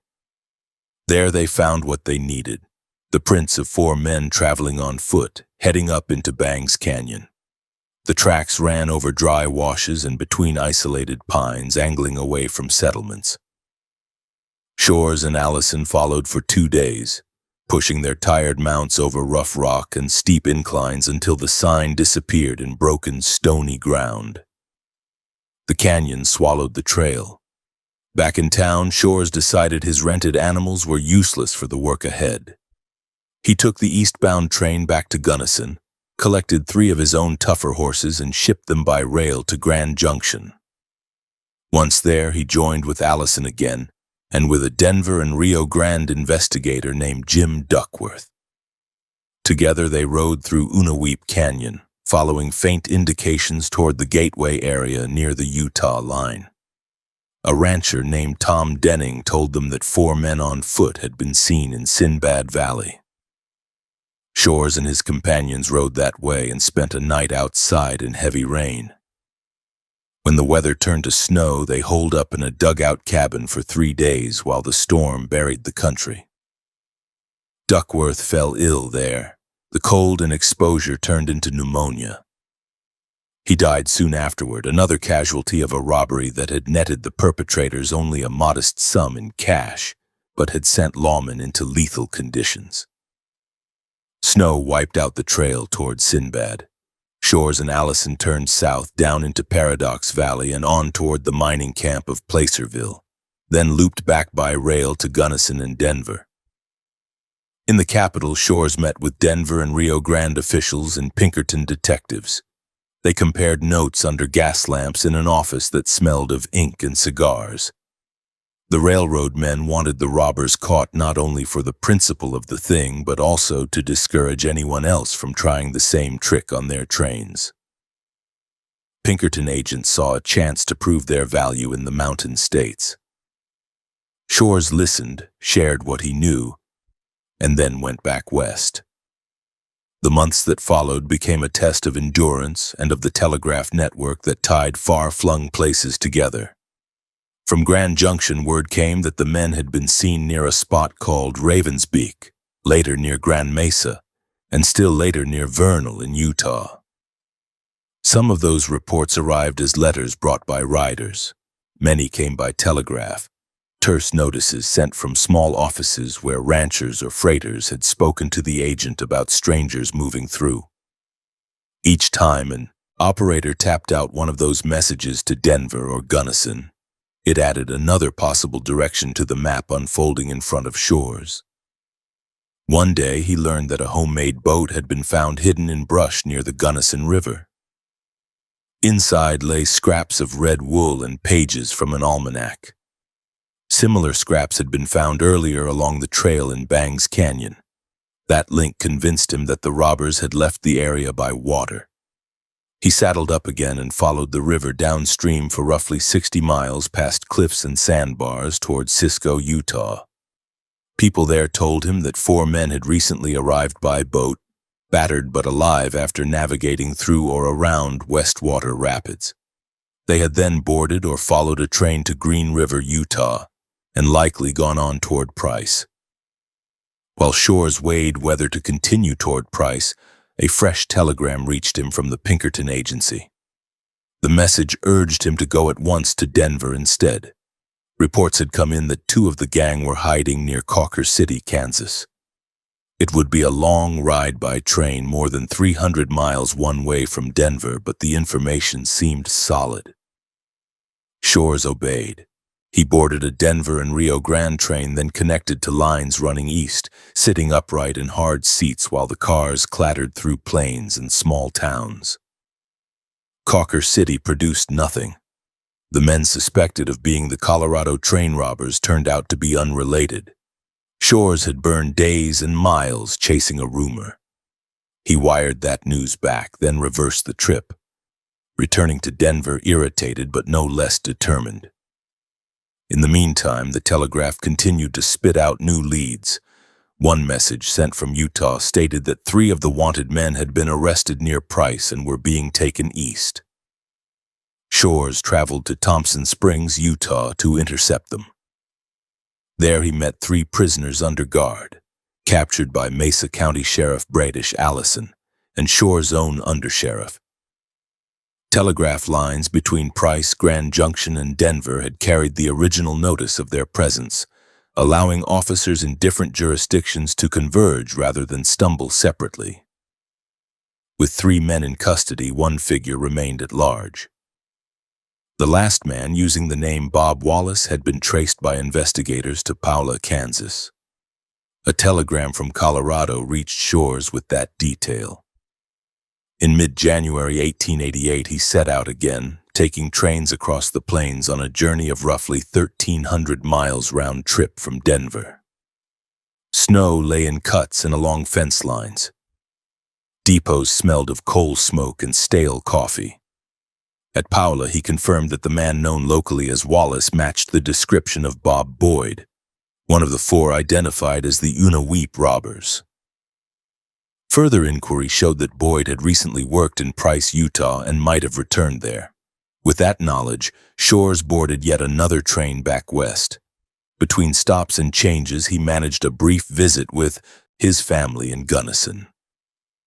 Then he went on toward Price, narrowing the distance between himself and the remaining outlaw. Near the mining town, he found Boyd among co-workers who liked him enough to stand up for him. When Shores moved in for the arrest, 6 men stepped forward, angry at the idea of their fellow laborer being taken. The sheriff faced them with a calm he had earned over years. He kept his revolver in hand, explained that Boyd was wanted for stopping a passenger train and endangering everyone on board, and refused to back down. Tension stretched long enough for someone in the crowd to reconsider.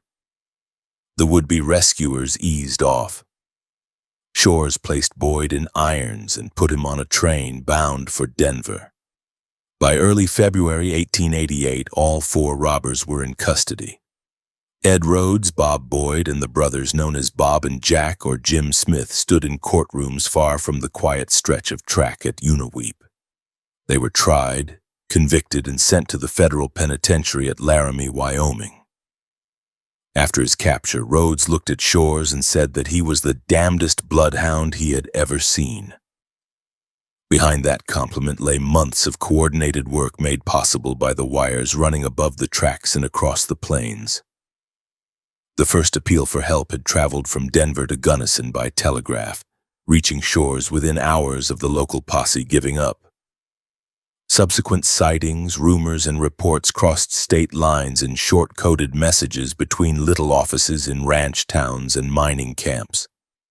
Pinkerton men used telegraph desks in Denver, Salt Lake City, and elsewhere to redirect Shores again and again, sometimes toward false leads, sometimes toward the place he needed to be.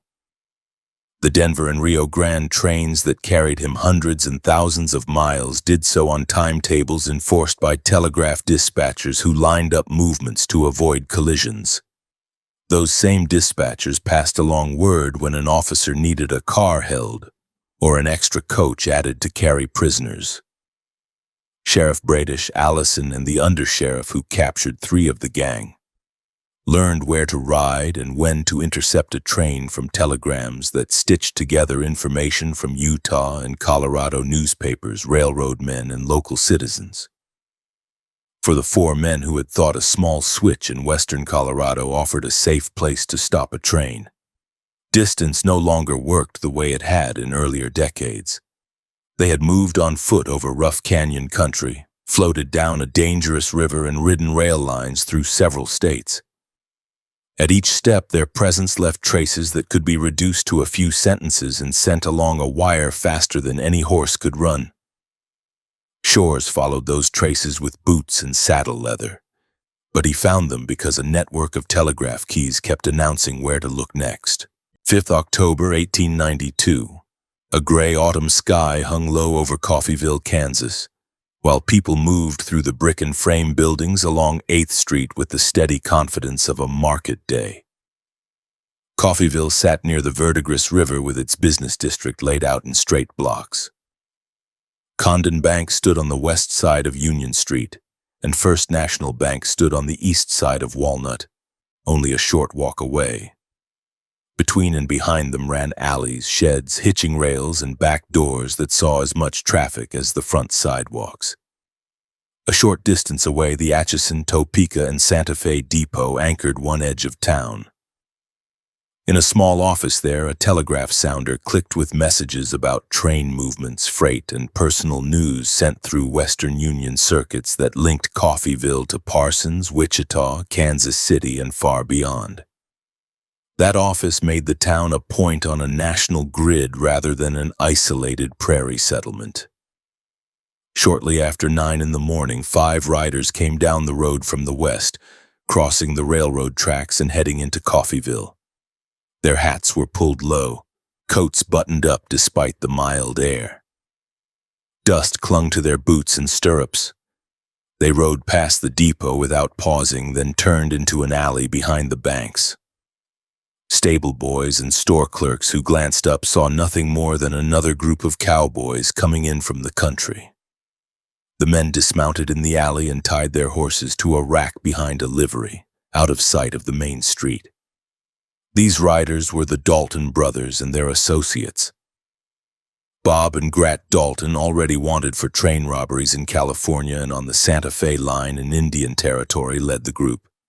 Their younger brother Emmett rode with them, as did Dick Broadwell and Bill Power.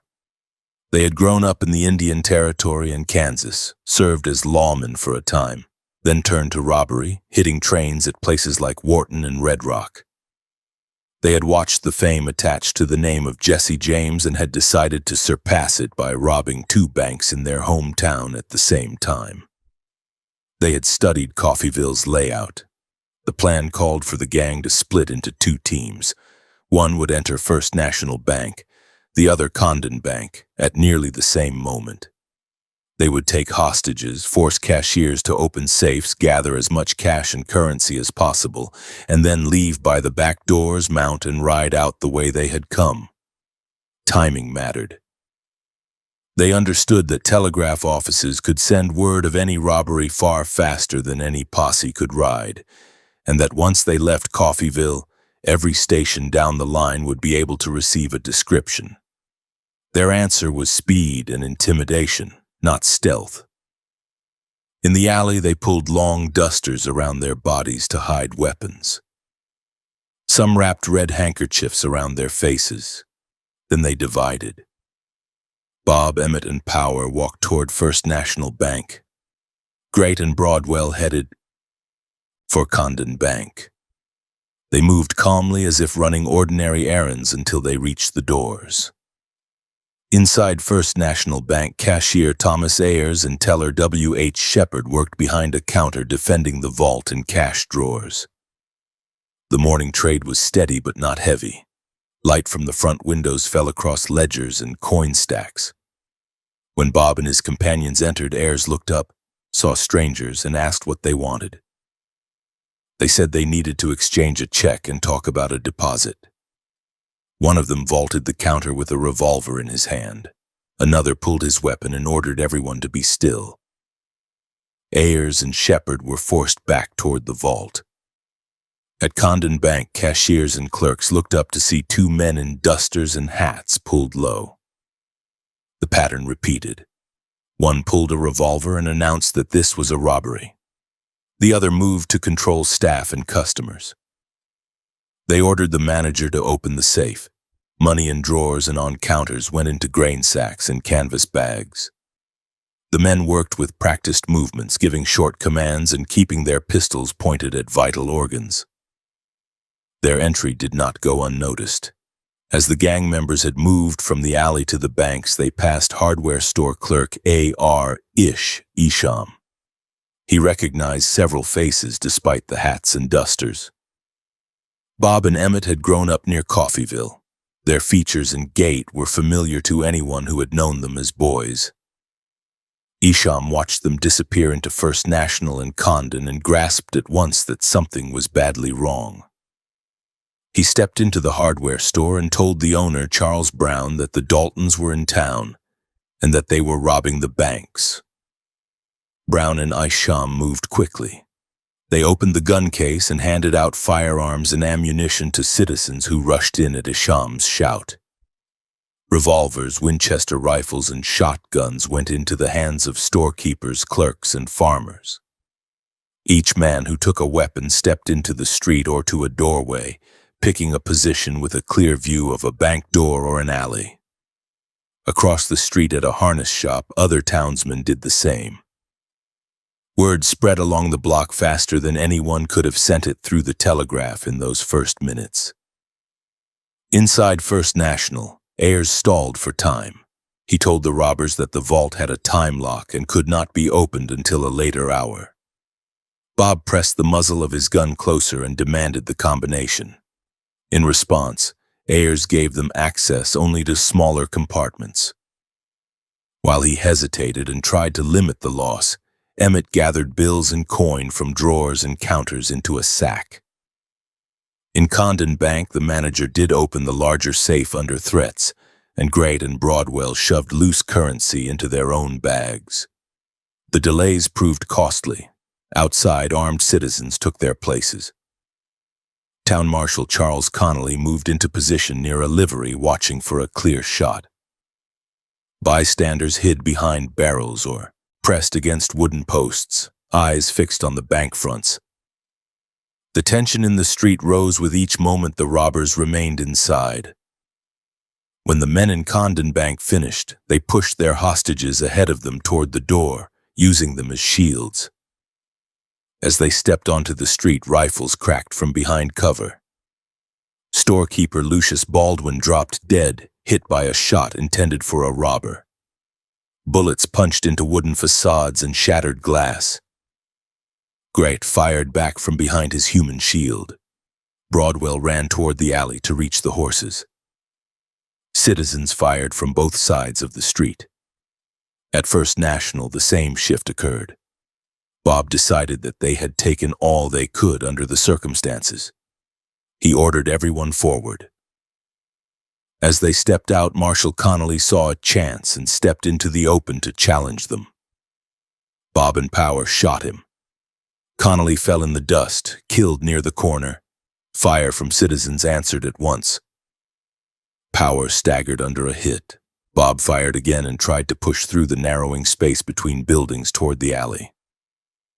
What followed was a close-range gunfight that turned Coffeyville's business district into a killing ground. Emmett carried a heavy sack of money and tried to keep pace with his brother. Shots tore into him, breaking bones and driving him to his knees. He struggled up and kept moving, driven by momentum and blood loss. Grant went down with multiple wounds. Broadwell reached his horse in the alley, tried to mount and collapsed across the saddle, later dying from his injuries not far from town. Power lay dead near the alley mouth. Bob managed to reach his horse and turn it toward the road out of Coffeyville. As he rode, rifle fire from citizens behind cover struck him. He stayed upright for a short distance, then lost strength and slid to the ground. The horse ran on. Townsmen found Bob Dalton's body lying in the dirt, still clutching his weapon. Emmett, riddled with shot, rolled near the alley, barely conscious, his life hanging on the edges of each breath. By late morning, the firing had stopped. Smoke from gunpowder hung in drifting layers between the buildings. Dead and wounded men lay scattered from the bank doors to the alley. Marshal Connolly, Baldwin, and several others from Coffeyville were dead. More citizens were wounded. 4 of the 5 outlaws lay dead or dying: Bob, Grat, Broadwell, and Power. Only Emmett survived with more than 20 bullet and buckshot wounds. As people tended to the injured and covered the bodies, others turned toward the railroad depot and the telegraph office. The town doctor, J.W. Wells, and other officials knew that Coffeyville had just fought one of the most violent bank robberies the state had seen. They needed help, and they needed to identify whether any accomplices remained at large. The telegraph operator at the Santa Fe depot sat down at his key and began sending. He addressed the first messages to nearby towns and law enforcement centers: Independence, Parsons, Wichita, and the sheriff's office in Independence, which held jurisdiction in the county. The message was blunt, stating that the Dalton gang had attempted to rob both Coffeyville banks, that 4 of the outlaws were dead, that 1 had been captured alive but severely wounded, and that several citizens and the town marshal had been killed. He asked for doctors, additional officers, and instructions regarding custody of the prisoner. Those messages went up and down the line with the same speed as routine dispatches, but carried far more weight. Operators in neighboring towns heard the emergency content, transcribed it, and handed it to sheriffs, marshals, and newspaper editors. Within hours, officers in multiple Kansas counties knew that the Daltons were dead or captured and that the fight had taken place in full daylight. At the same time, the Atchison, Topeka, and Santa Fe superintendent received the telegrams and began coordinating with company detectives. Sheriff George Callahan from Independence responded by train. He arrived in Coffeyville to find the bank shattered and bodies laid out for identification. He took formal custody of Emmett Dalton and any recovered stolen money. Telegraph messages between Coffeyville and Independence recorded each step, confirming receipt of the prisoner, confirming how much of the bank funds had been recovered, and requesting or granting authority for certain measures.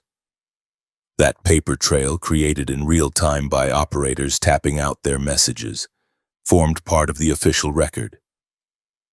While officers handled the immediate matters of arrest, inquests, and burials, the Telegraph carried the story outward on a much larger scale.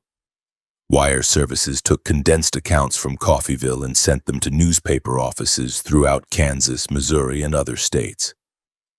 By the next day, readers in distant cities saw headlines stating that the Dalton gang had been wiped out in Coffeyville, with details of the double bank robbery, the resistance by armed citizens, and the death toll.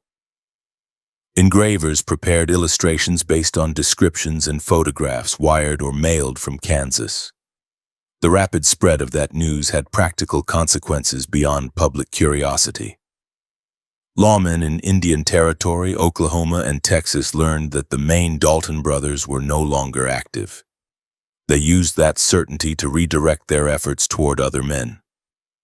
One of those men was Bill Doolin, who had connections with the Daltons and had been near Coffeyville on the day of the raid, but had not ridden into town.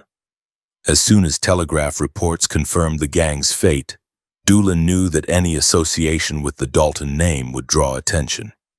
He moved deeper into the territory and began forming his own group, later known as the Wild Bunch or the Doolin Gang. For a short time, rumors circulated that some Daltons had escaped. Different towns reported strange riders or heavy spenders with wounds. Each report traveled by telegraph to Coffeyville or Independence and was checked against firm facts. The bodies of Bob, Grat, Broadwell, and Power were examined and photographed. Emmett's identity was verified beyond doubt. Telegraph replies went back stating clearly that only one outlaw had survived, that he was in custody and unlikely to ride again for years, and that no other members of the raiding party had evaded the gunfire. That quick confirmation helped prevent false arrests and stopped opportunists from claiming rewards for men who had nothing to do with the Coffeyville raid. In Coffeyville itself, the town used the telegraph to manage the aftermath as much as it had used rifles to fight the raid.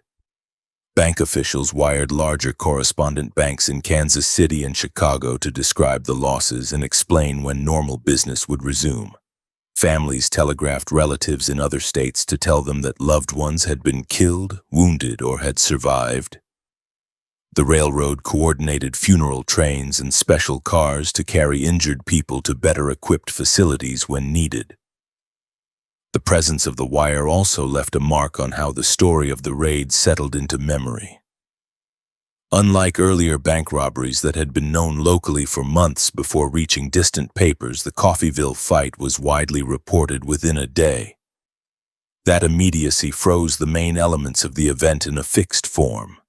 The decision to rob two banks, the recognition by Isham, the arming of citizens at the hardware store, the deaths in the street, and the outcome for each outlaw. Later histories and court records built on those first telegraphed accounts rather than on slowly evolving oral tales. For the Daltons, the wired nature of Coffeyville had mattered before they ever stepped into town. Their faces and names had already been transmitted across Kansas and the territory in connection with earlier train robberies. Banks and railroads used the telegraph to warn institutions to be alert for heavily armed bands fitting their descriptions. The brothers had attempted to answer that reality with disguises and with a plan built on shock. Coffeyville's residents, armed with familiarity and then with weapons from a nearby store, combined with a telegraph circuit ready to shout the alarm as soon as the shooting stopped, made that answer fail.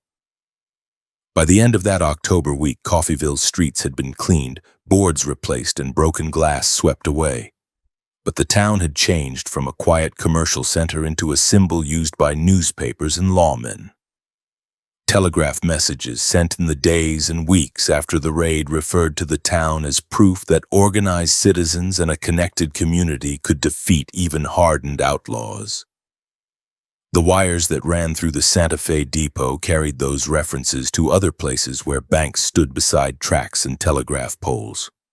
Outlaws reading those same papers and hearing those same telegraphed accounts had to understand one thing clearly.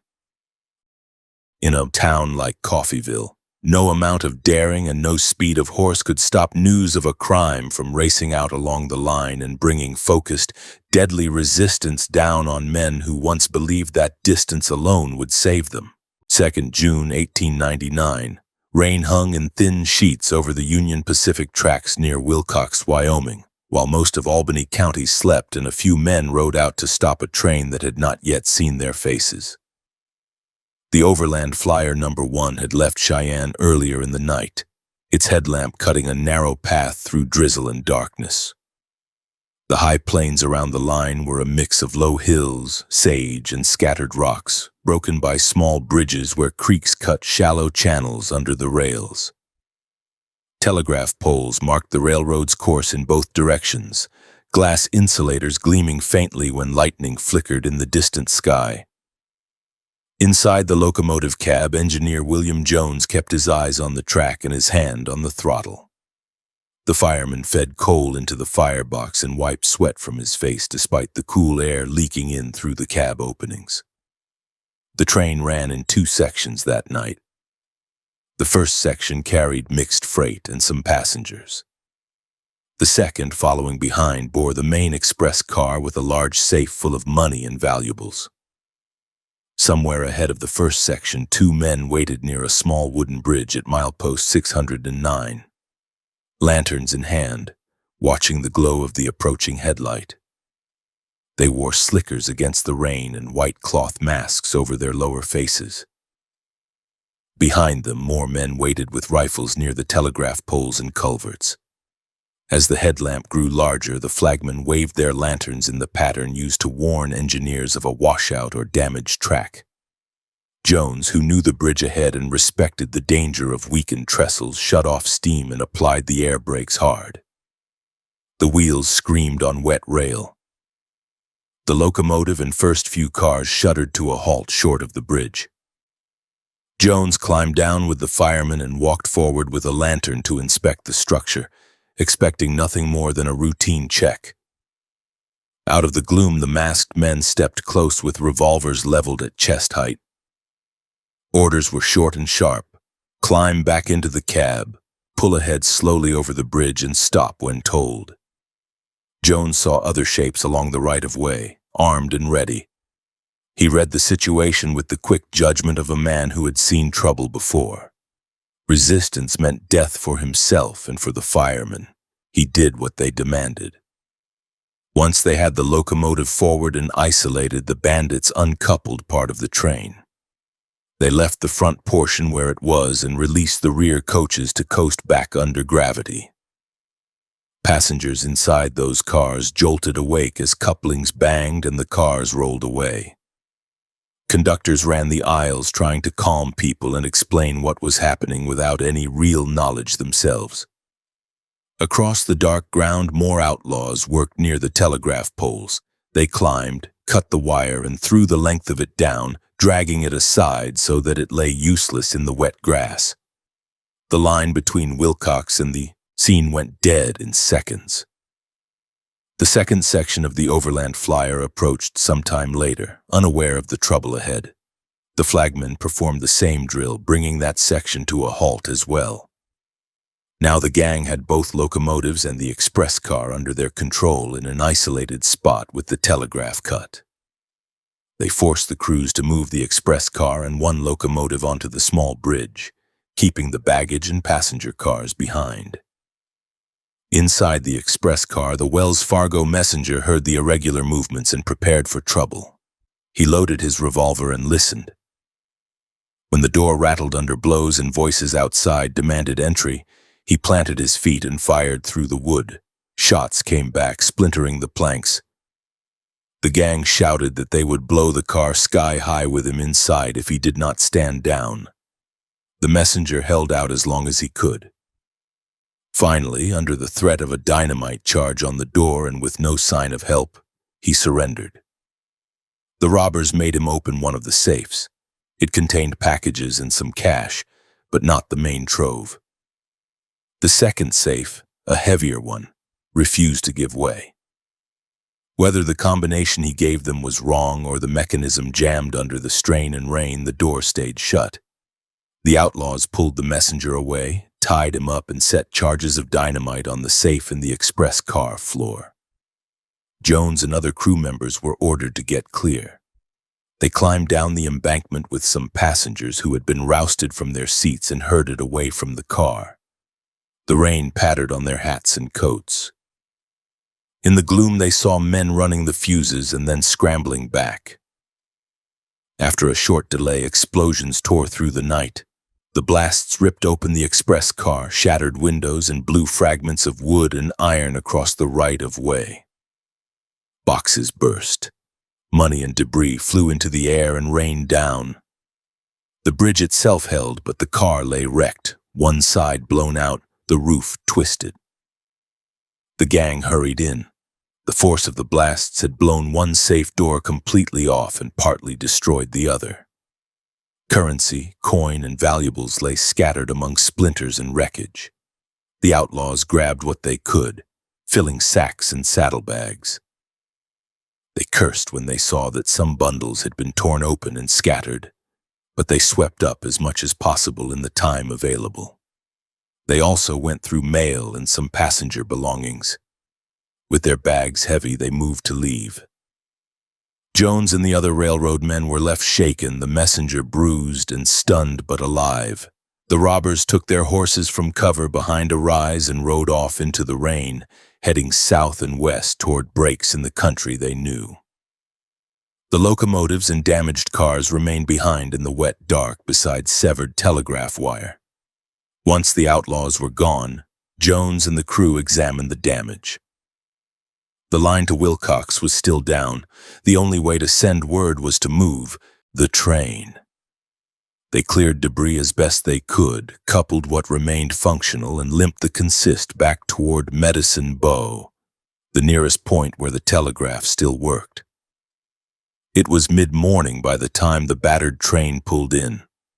At Medicine Bow, the depot agent and telegraph operator saw at a glance that something serious had taken place. Jones, still wearing clothes streaked with soot and mud, came straight into the office and dictated a message to Union Pacific officials. The operator tapped out a concise report.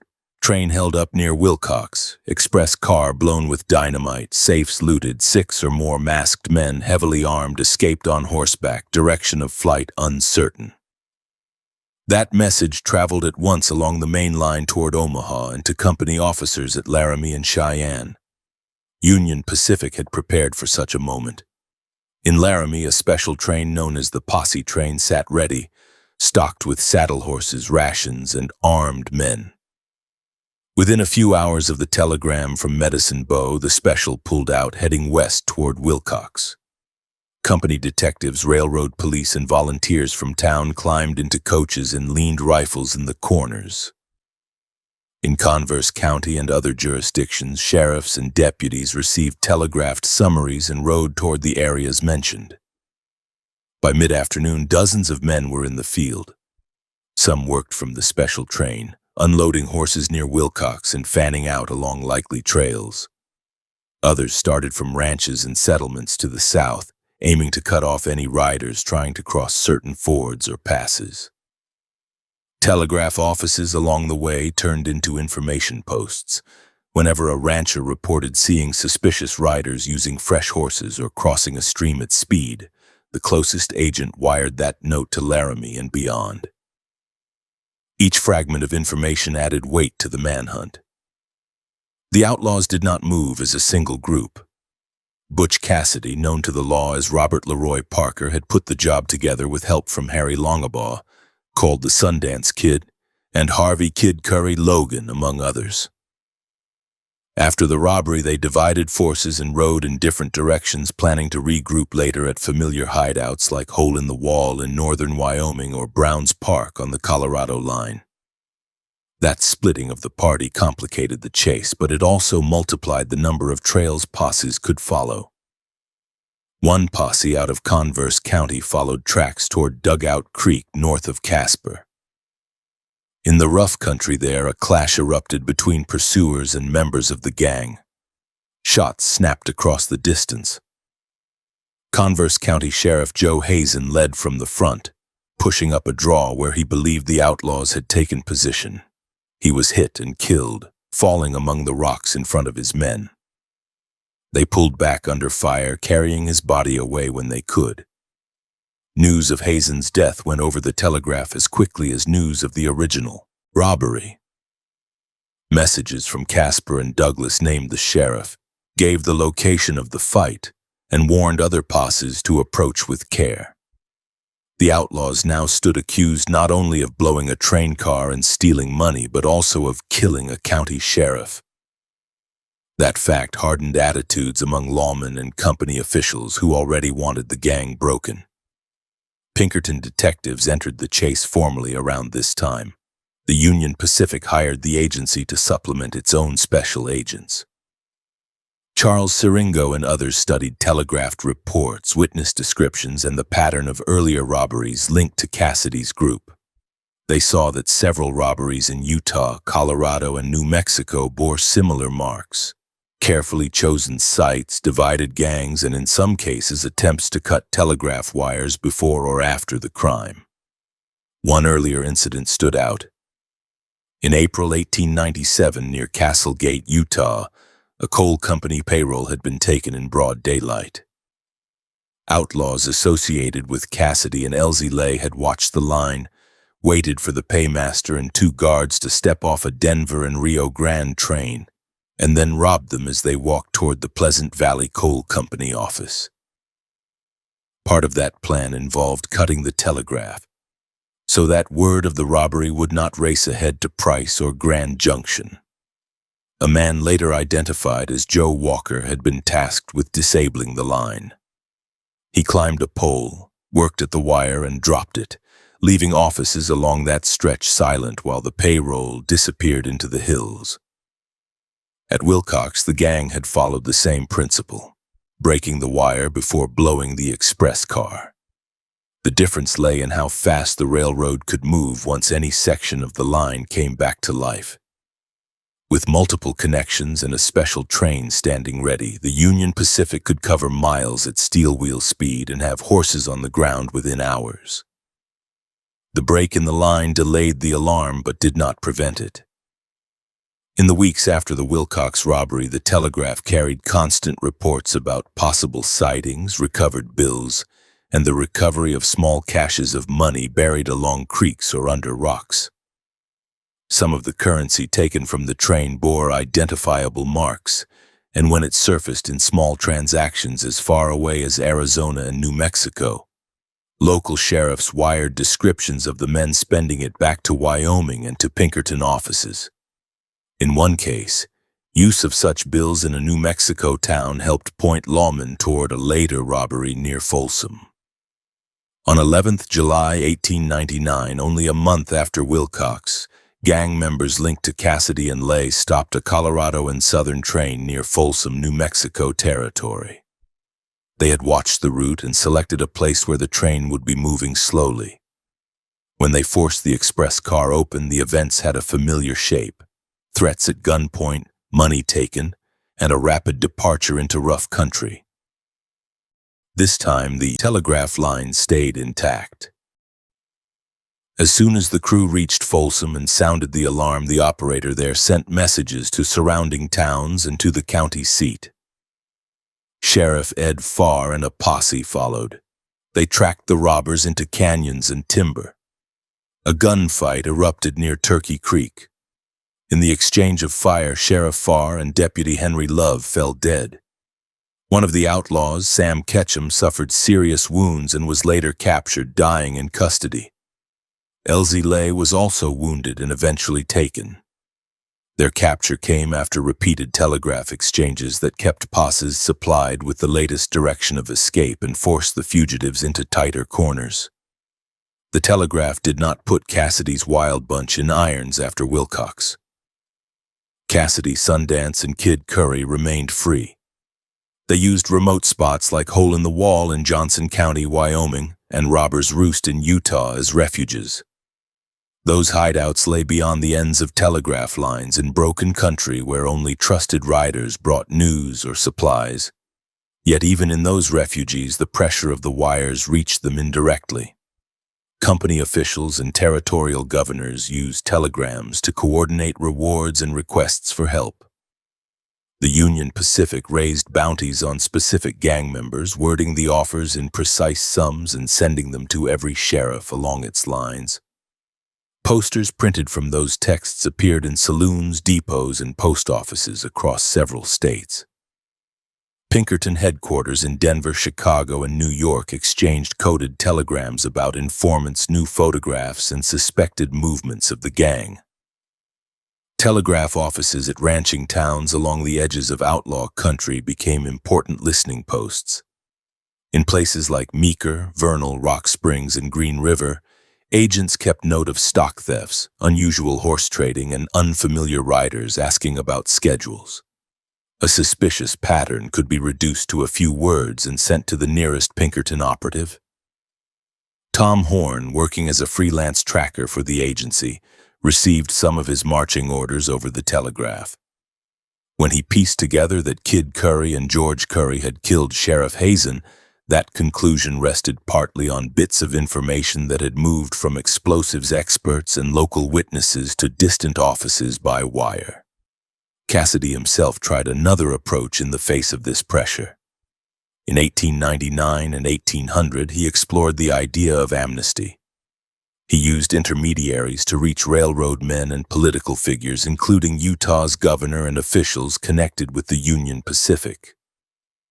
Messages went back and forth, some by letter, some by telegraph, discussing whether the railroad would drop certain charges in exchange for a pledge to stop robbing trains.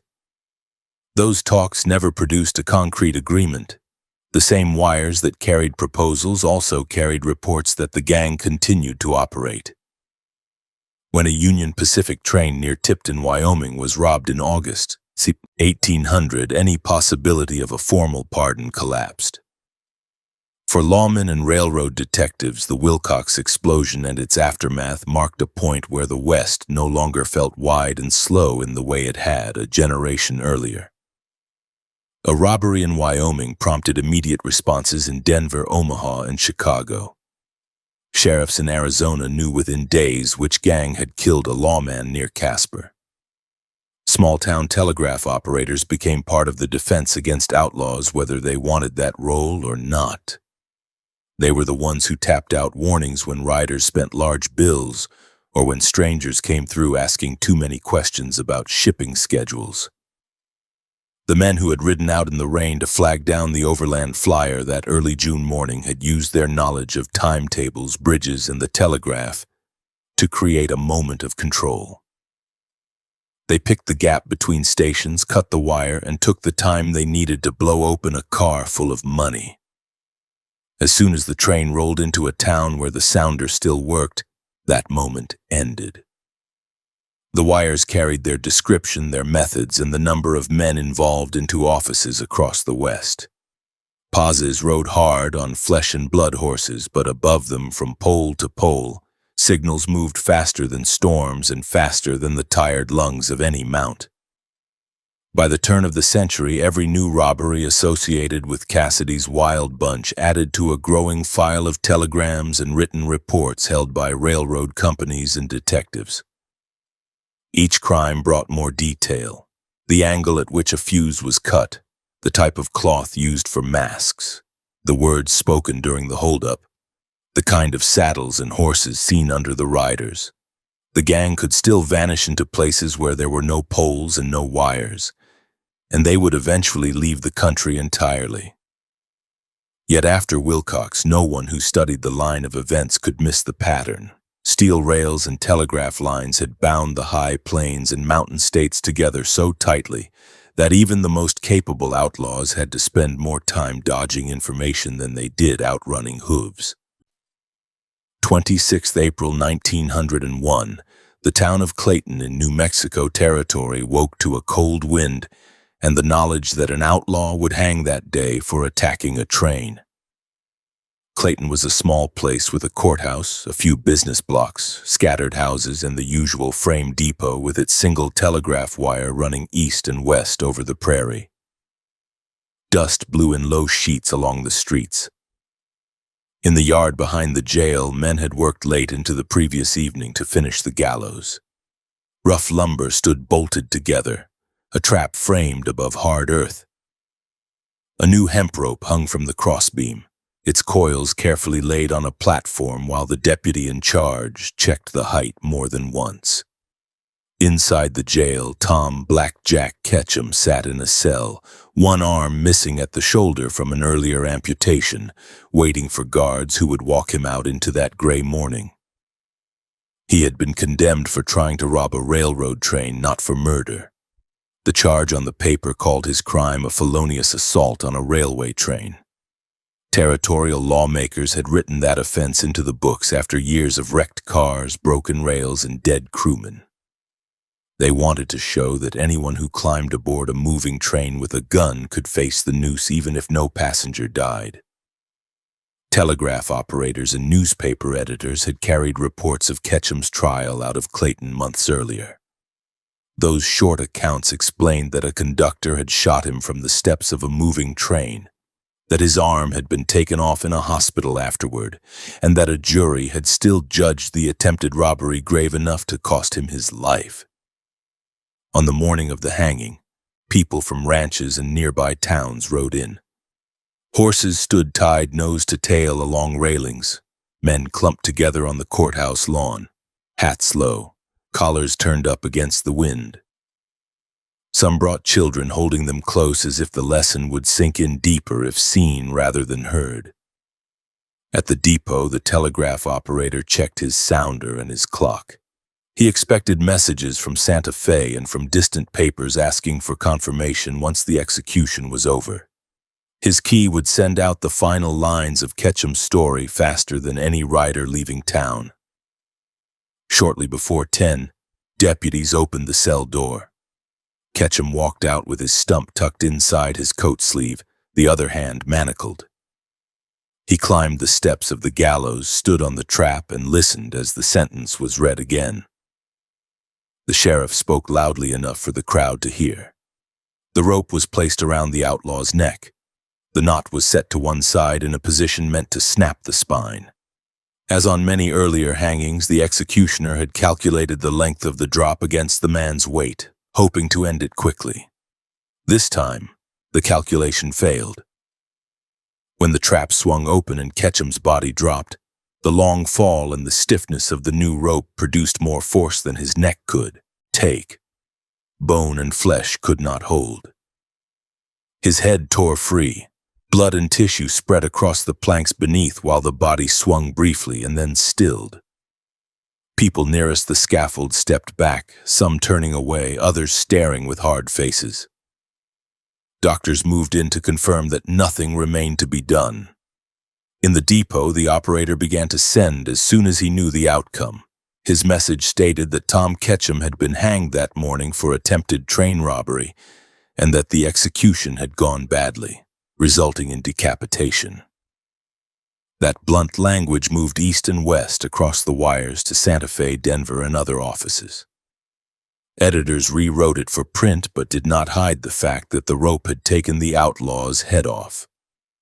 Readers in distant states learned on the same day that train robbery in New Mexico now earned a penalty second in severity only to capital murder, and that the law would make a rough example of anyone who tried it. While the country digested that image of a man who had lost his head at the end of a rope, another train rolled toward trouble farther north. 3rd July 1901, the Great Northern Line near Wagner, Montana, lay quiet under a broad summer sky as the Great Northern Coast Flyer headed west with a mail car, an express car, and coaches filled with passengers. The line crossed dry country there, open ground with patches of grass and scrub and only a few scattered buildings near the track. Telegraph poles stood at regular distances carrying the railroad's message wire past small sidings and on toward larger towns where dispatchers and division offices sat. The Coast Flyer carried a heavy safe in its express car with currency and banknotes bound for Western banks. The man appointed to guard that load checked his revolver, looked at the locked iron box, and trusted in the speed of the train and the distance between stations. Near Wagner, a band of outlaws waited by the track with tools and explosives. Harvey, Kid Curry, Logan, Ben Kilpatrick, and Deaf Charlie Hanks were among them. They knew the schedule and had chosen a place where the flyer would slow on a grade. As the headlight came into view, they forced a stop, uncoupled the express car and locomotive, and pushed the rest of the train out of the immediate danger. The express messenger resisted as best he could, firing through his door until a hail of bullets drove him back, and threats of dynamite made it clear he would die if he did not yield.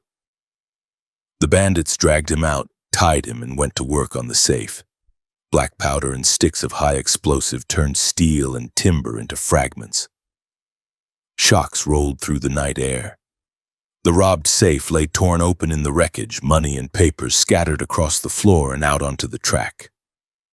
The gang filled sacks and saddlebags as quickly as they could, then mounted and rode away across the open country with an estimated haul large enough to fill company and government ledgers. They had cut the telegraph line near the scene to gain time. For a few hours, stations on either side of Wagner lost contact. Once the train limped into a town where the wire still worked, that silence ended. A Great Northern operator sat at his desk and hammered out a report. Express car robbed near Wagner, safes blown with dynamite, large sum taken, 3 principal bandits believed mounted and riding away from the line. That summary went by telegraph to St. Paul, to Great Northern headquarters, and to federal authorities. Within a short time, descriptions of the suspected outlaws and the stolen banknotes appeared in messages to sheriffs, city police chiefs, and private detectives from Montana to Missouri. Banknote numbers and the fact that some of the paper remained unsigned gave investigators something concrete to watch for.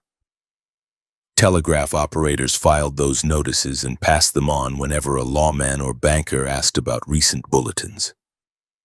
Months later, that trail of information trapped some of the men who had stood by the rails at Wagner. In early November, city police in St. Louis arrested Kilpatrick in a house where he had been spending money freely. The arrest did not come from a chance glance at his face alone. Telegraph messages already linked his name with the Montana robbery. When agents checked the bills he carried, they found notes that matched the numbers sent out after the job. The next day, officers picked up Laura Bullion in the same city and found unsigned banknotes from the Great Northern Hall in her luggage. Those details moved back over the wires to Montana and to Great Northern officials, who marked 2 names off their wanted lists and added new lines to their files. At the same time, pressure on the remaining members of the Wild Bunch increased. Telegraph reports of the Wagner robbery, of the St. Louis arrests, and of the reward money on offer followed Cassidy and the Sundance Kid wherever they tried to rest. In ranch towns and mining camps where they once could pass as ordinary cowhands, the faces on reward sheets now hung in post offices and depots, copied from photographs and descriptions transmitted through the mail and over the wires. By the end of that year, they had chosen to leave the United States entirely rather than keep running from notices that reached every place with a telegraph set and a sheriff. As the first years of the new century turned, the wires themselves were changing. In larger cities, police departments extended their own telegraph networks through steel boxes bolted to street corners. An officer on foot patrol could unlock a box, pull a lever, and send a coded signal that lit a lamp or rang a gong at the station. Soon, telephone instruments joined the same circuits, allowing patrolmen to lift a receiver, crank a magneto, and speak directly with a sergeant miles away. Fire departments used similar systems to summon engines to exact blocks instead of guessing from smoke on the horizon. Banks, jewelry stores, and railway offices paid to tie alarm circuits into those lines so that a button under a counter could bring officers running. Smaller western towns did not always have formal call boxes, but they did have telephone switchboards by 1910 in many cases. A woman sitting at a board with cords and plugs could, in a few seconds, connect a bank, a sheriff, a doctor, and the depot in a loop of urgent voices. Rooms that once held only a telegraph sounder added a telephone set to the same desk. The man or woman behind that desk learned to juggle clicks in one ear and speech in the other, writing down both and deciding which needed to go out as a telegram and which could move by voice alone. Against that backdrop, one of the last big horseback bank robbers rode into a town that was no longer slow. 27th March 1915, a line of horses stood tied near the stockyards outside Stroud, Oklahoma, while the riders who had come in with them walked into town along the dusty road toward the banks. Stroud sat astride a railroad with a depot, a telegraph office, and a main street of brick and frame buildings. The Stroud National Bank and the First National Bank faced that street only a short distance apart. Above them, cross arms carried telegraph and telephone wires. Inside, each bank had a telephone on a shelf behind the counter connected to the local exchange. The marshal's office and several stores shared the same system. Henry Starr led the gang that morning. He was in his early 40s, lean with a neat mustache and the calm manner of a man who had spent years in and out of cells and courtrooms. He claimed in private to have robbed more banks than any other living outlaw. He had served time in federal prison and had received a presidential pardon, but he had gone back to the same work, planning a feat that would match any earlier story. Where a previous band had failed in an attempt to rob 2 banks at once, he meant to succeed. The gang rode up to the edge of town, tied their horses to the fence at the stockyards, and walked in so that the sight of several saddled animals would not alarm anyone on the main street. They split near the center of town. Starr took part of the group toward the Stroud National Bank. The rest angled for First National. They carried rifles wrapped in slickers and pistols under coats. At Stroud National, Starr stepped through the door with 2 men at his back. Cashier and clerks looked up from ledgers and coin trays. Starr drew his pistol, told everyone they were looking at a robbery, and ordered them away from the counter.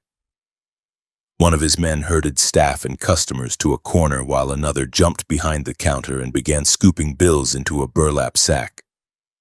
Starr forced the cashier toward the vault, keeping the pistol close enough that the man could not doubt what would happen if he refused to move. At First National, the same scene played out with different voices. Armed men announced their purpose, drove staff away from the windows, and began filling grain sacks with money in drawers and on tables. Farmers and townspeople who had stepped in to cash checks or make deposits found themselves pressed against walls, staring down the barrels of revolvers. News of the double robbery moved through Stroud faster than hoofbeats. A woman who had seen armed men enter one bank stepped into the street and ran for the nearest telephone. An employee at another store watched through glass as a man with a gun pushed a teller back from the counter, then turned and sprinted down the block toward the exchange. The operator at the switchboard suddenly had several voices in her ears at once, all shouting that both banks were being held up. She connected lines to the marshal's office, to nearby businesses, and to the depot. At the same time, boys ran down the street yelling that robbers were in the banks, drawing men from shops and from wagons. Among those who heard the commotion was a teenager named Paul Curry. He ran home or to a nearby building where a rifle stood and came back at a run, the gun in his hands and his heart hammering. He took cover where he could see the door of Stroud National without standing in the open. Other citizens grabbed shotguns or pistols and did the same, filling doorways and alleys with nervous eyes and set jaws. Inside, Starr and his men worked quickly, but not quickly enough to outrun those alarm calls. When he judged that they had taken all they could carry from Stroud National, he forced the cashier to walk ahead of him as a shield and moved toward the door. As he stepped onto the sidewalk, Curry fired. The bullet struck Starr in the back near the spine. The outlaw dropped, his legs buckling under him. He tried to raise his pistol but could not. Gunfire erupted along the street. Other gang members at both banks fired at townsmen who had taken cover, and the townsmen fired back. Glass shattered in windows. Horses at the stockyards jerked against their halters at the sound of shots. Within minutes, several of Starr's men lay dead or badly wounded in the dust or in doorways. The survivors grabbed what money they could and fled the town on foot, some managing to reach their horses, others disappearing into nearby woods. Starr lay on the sidewalk, bleeding and unable to move his legs. Men rolled him onto a blanket and carried him inside. Doctors probed his wound and concluded that the bullet had damaged his spine. The amount of cash he had managed to get was small compared to the risk and the attention. In the telegraph office and at the telephone exchange, hands moved quickly.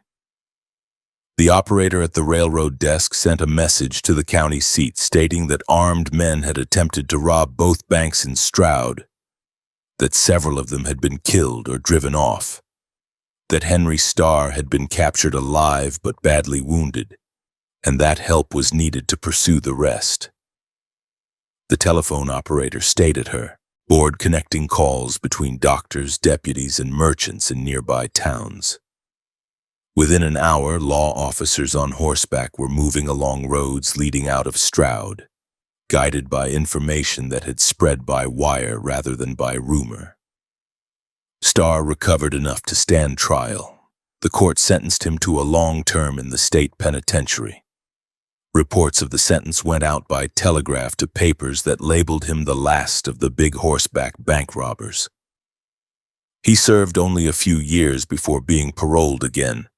In 1919, he even starred in a silent film that reenacted the Stroud robbery, riding past the same buildings with a camera running while townspeople who had once shot at him pretended to do it again for the screen.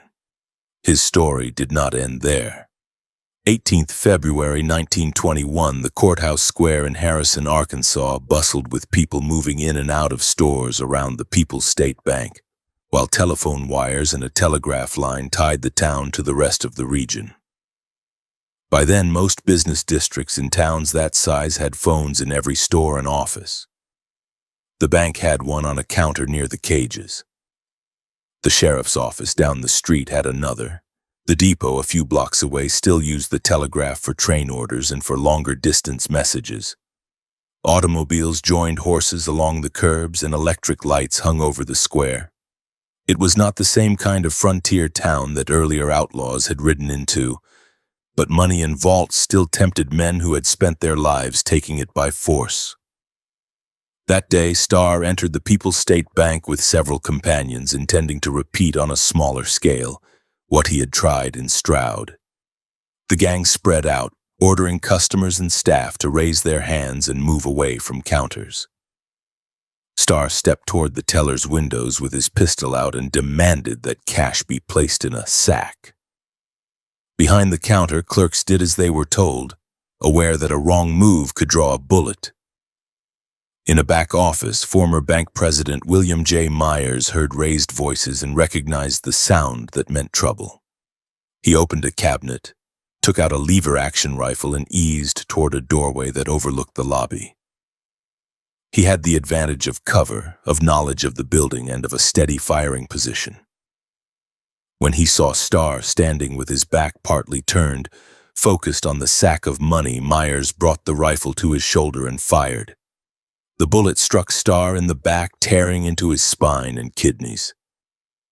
The outlaw dropped hard, legs collapsing under him, the pistol falling from his hand. Shock and pain seized his body. His companions fired wildly toward the back office and then ran for the door, fleeing the bank and the town rather than fighting a pitched battle in a place where every shop and house had access to a telephone or a rifle. Bank employees and townspeople rushed to the fallen man. They dragged Starr onto a table or bench inside the building. Someone lifted the telephone receiver and cranked the handle, calling the operator and demanding the sheriff and a doctor at once. Another man ran into the street toward the telegraph office to warn other towns and to ask that officers watch the roads for the fleeing gang. Over the next hours, messages went out along both systems. Telegraph wires carried the bare facts to Little Rock and beyond. Attempted bank robbery at Harrison. Notorious outlaw Henry Starr shot and not expected to live. Robbers scattered. Local officers in pursuit. Telephone calls reached nearby communities, alerting them to watch for wounded men seeking shelter or horses. The rest of the gang slipped away in the confusion, but Starr's long career stopped in that bank lobby. He lingered for days, partly paralyzed and in great pain, speaking at times to reporters and officers who came to his bedside. He repeated his claim that he had robbed more banks than any other man. It no longer mattered. When he died on 22nd February, the same wires that had carried news of his first arrests decades earlier now carried the notice of his death. Papers in several states ran short pieces under headlines that named him as the last of the old-style horseback outlaws. By the early 1920s, the pattern was clear. Railroads still hauled freight and passengers, and telegraph wires still followed their rights of way. Telephones linked towns and cities in webs of switchboards and long-distance lines. Police departments in larger places relied on signal boxes. Car-mounted radios would soon follow, and county sheriffs used both telegraph and telephone as standard tools. When a bank, a train, or a payroll wagon was attacked, the report moved outward in minutes. Descriptions of horses gave way to descriptions of motor cars.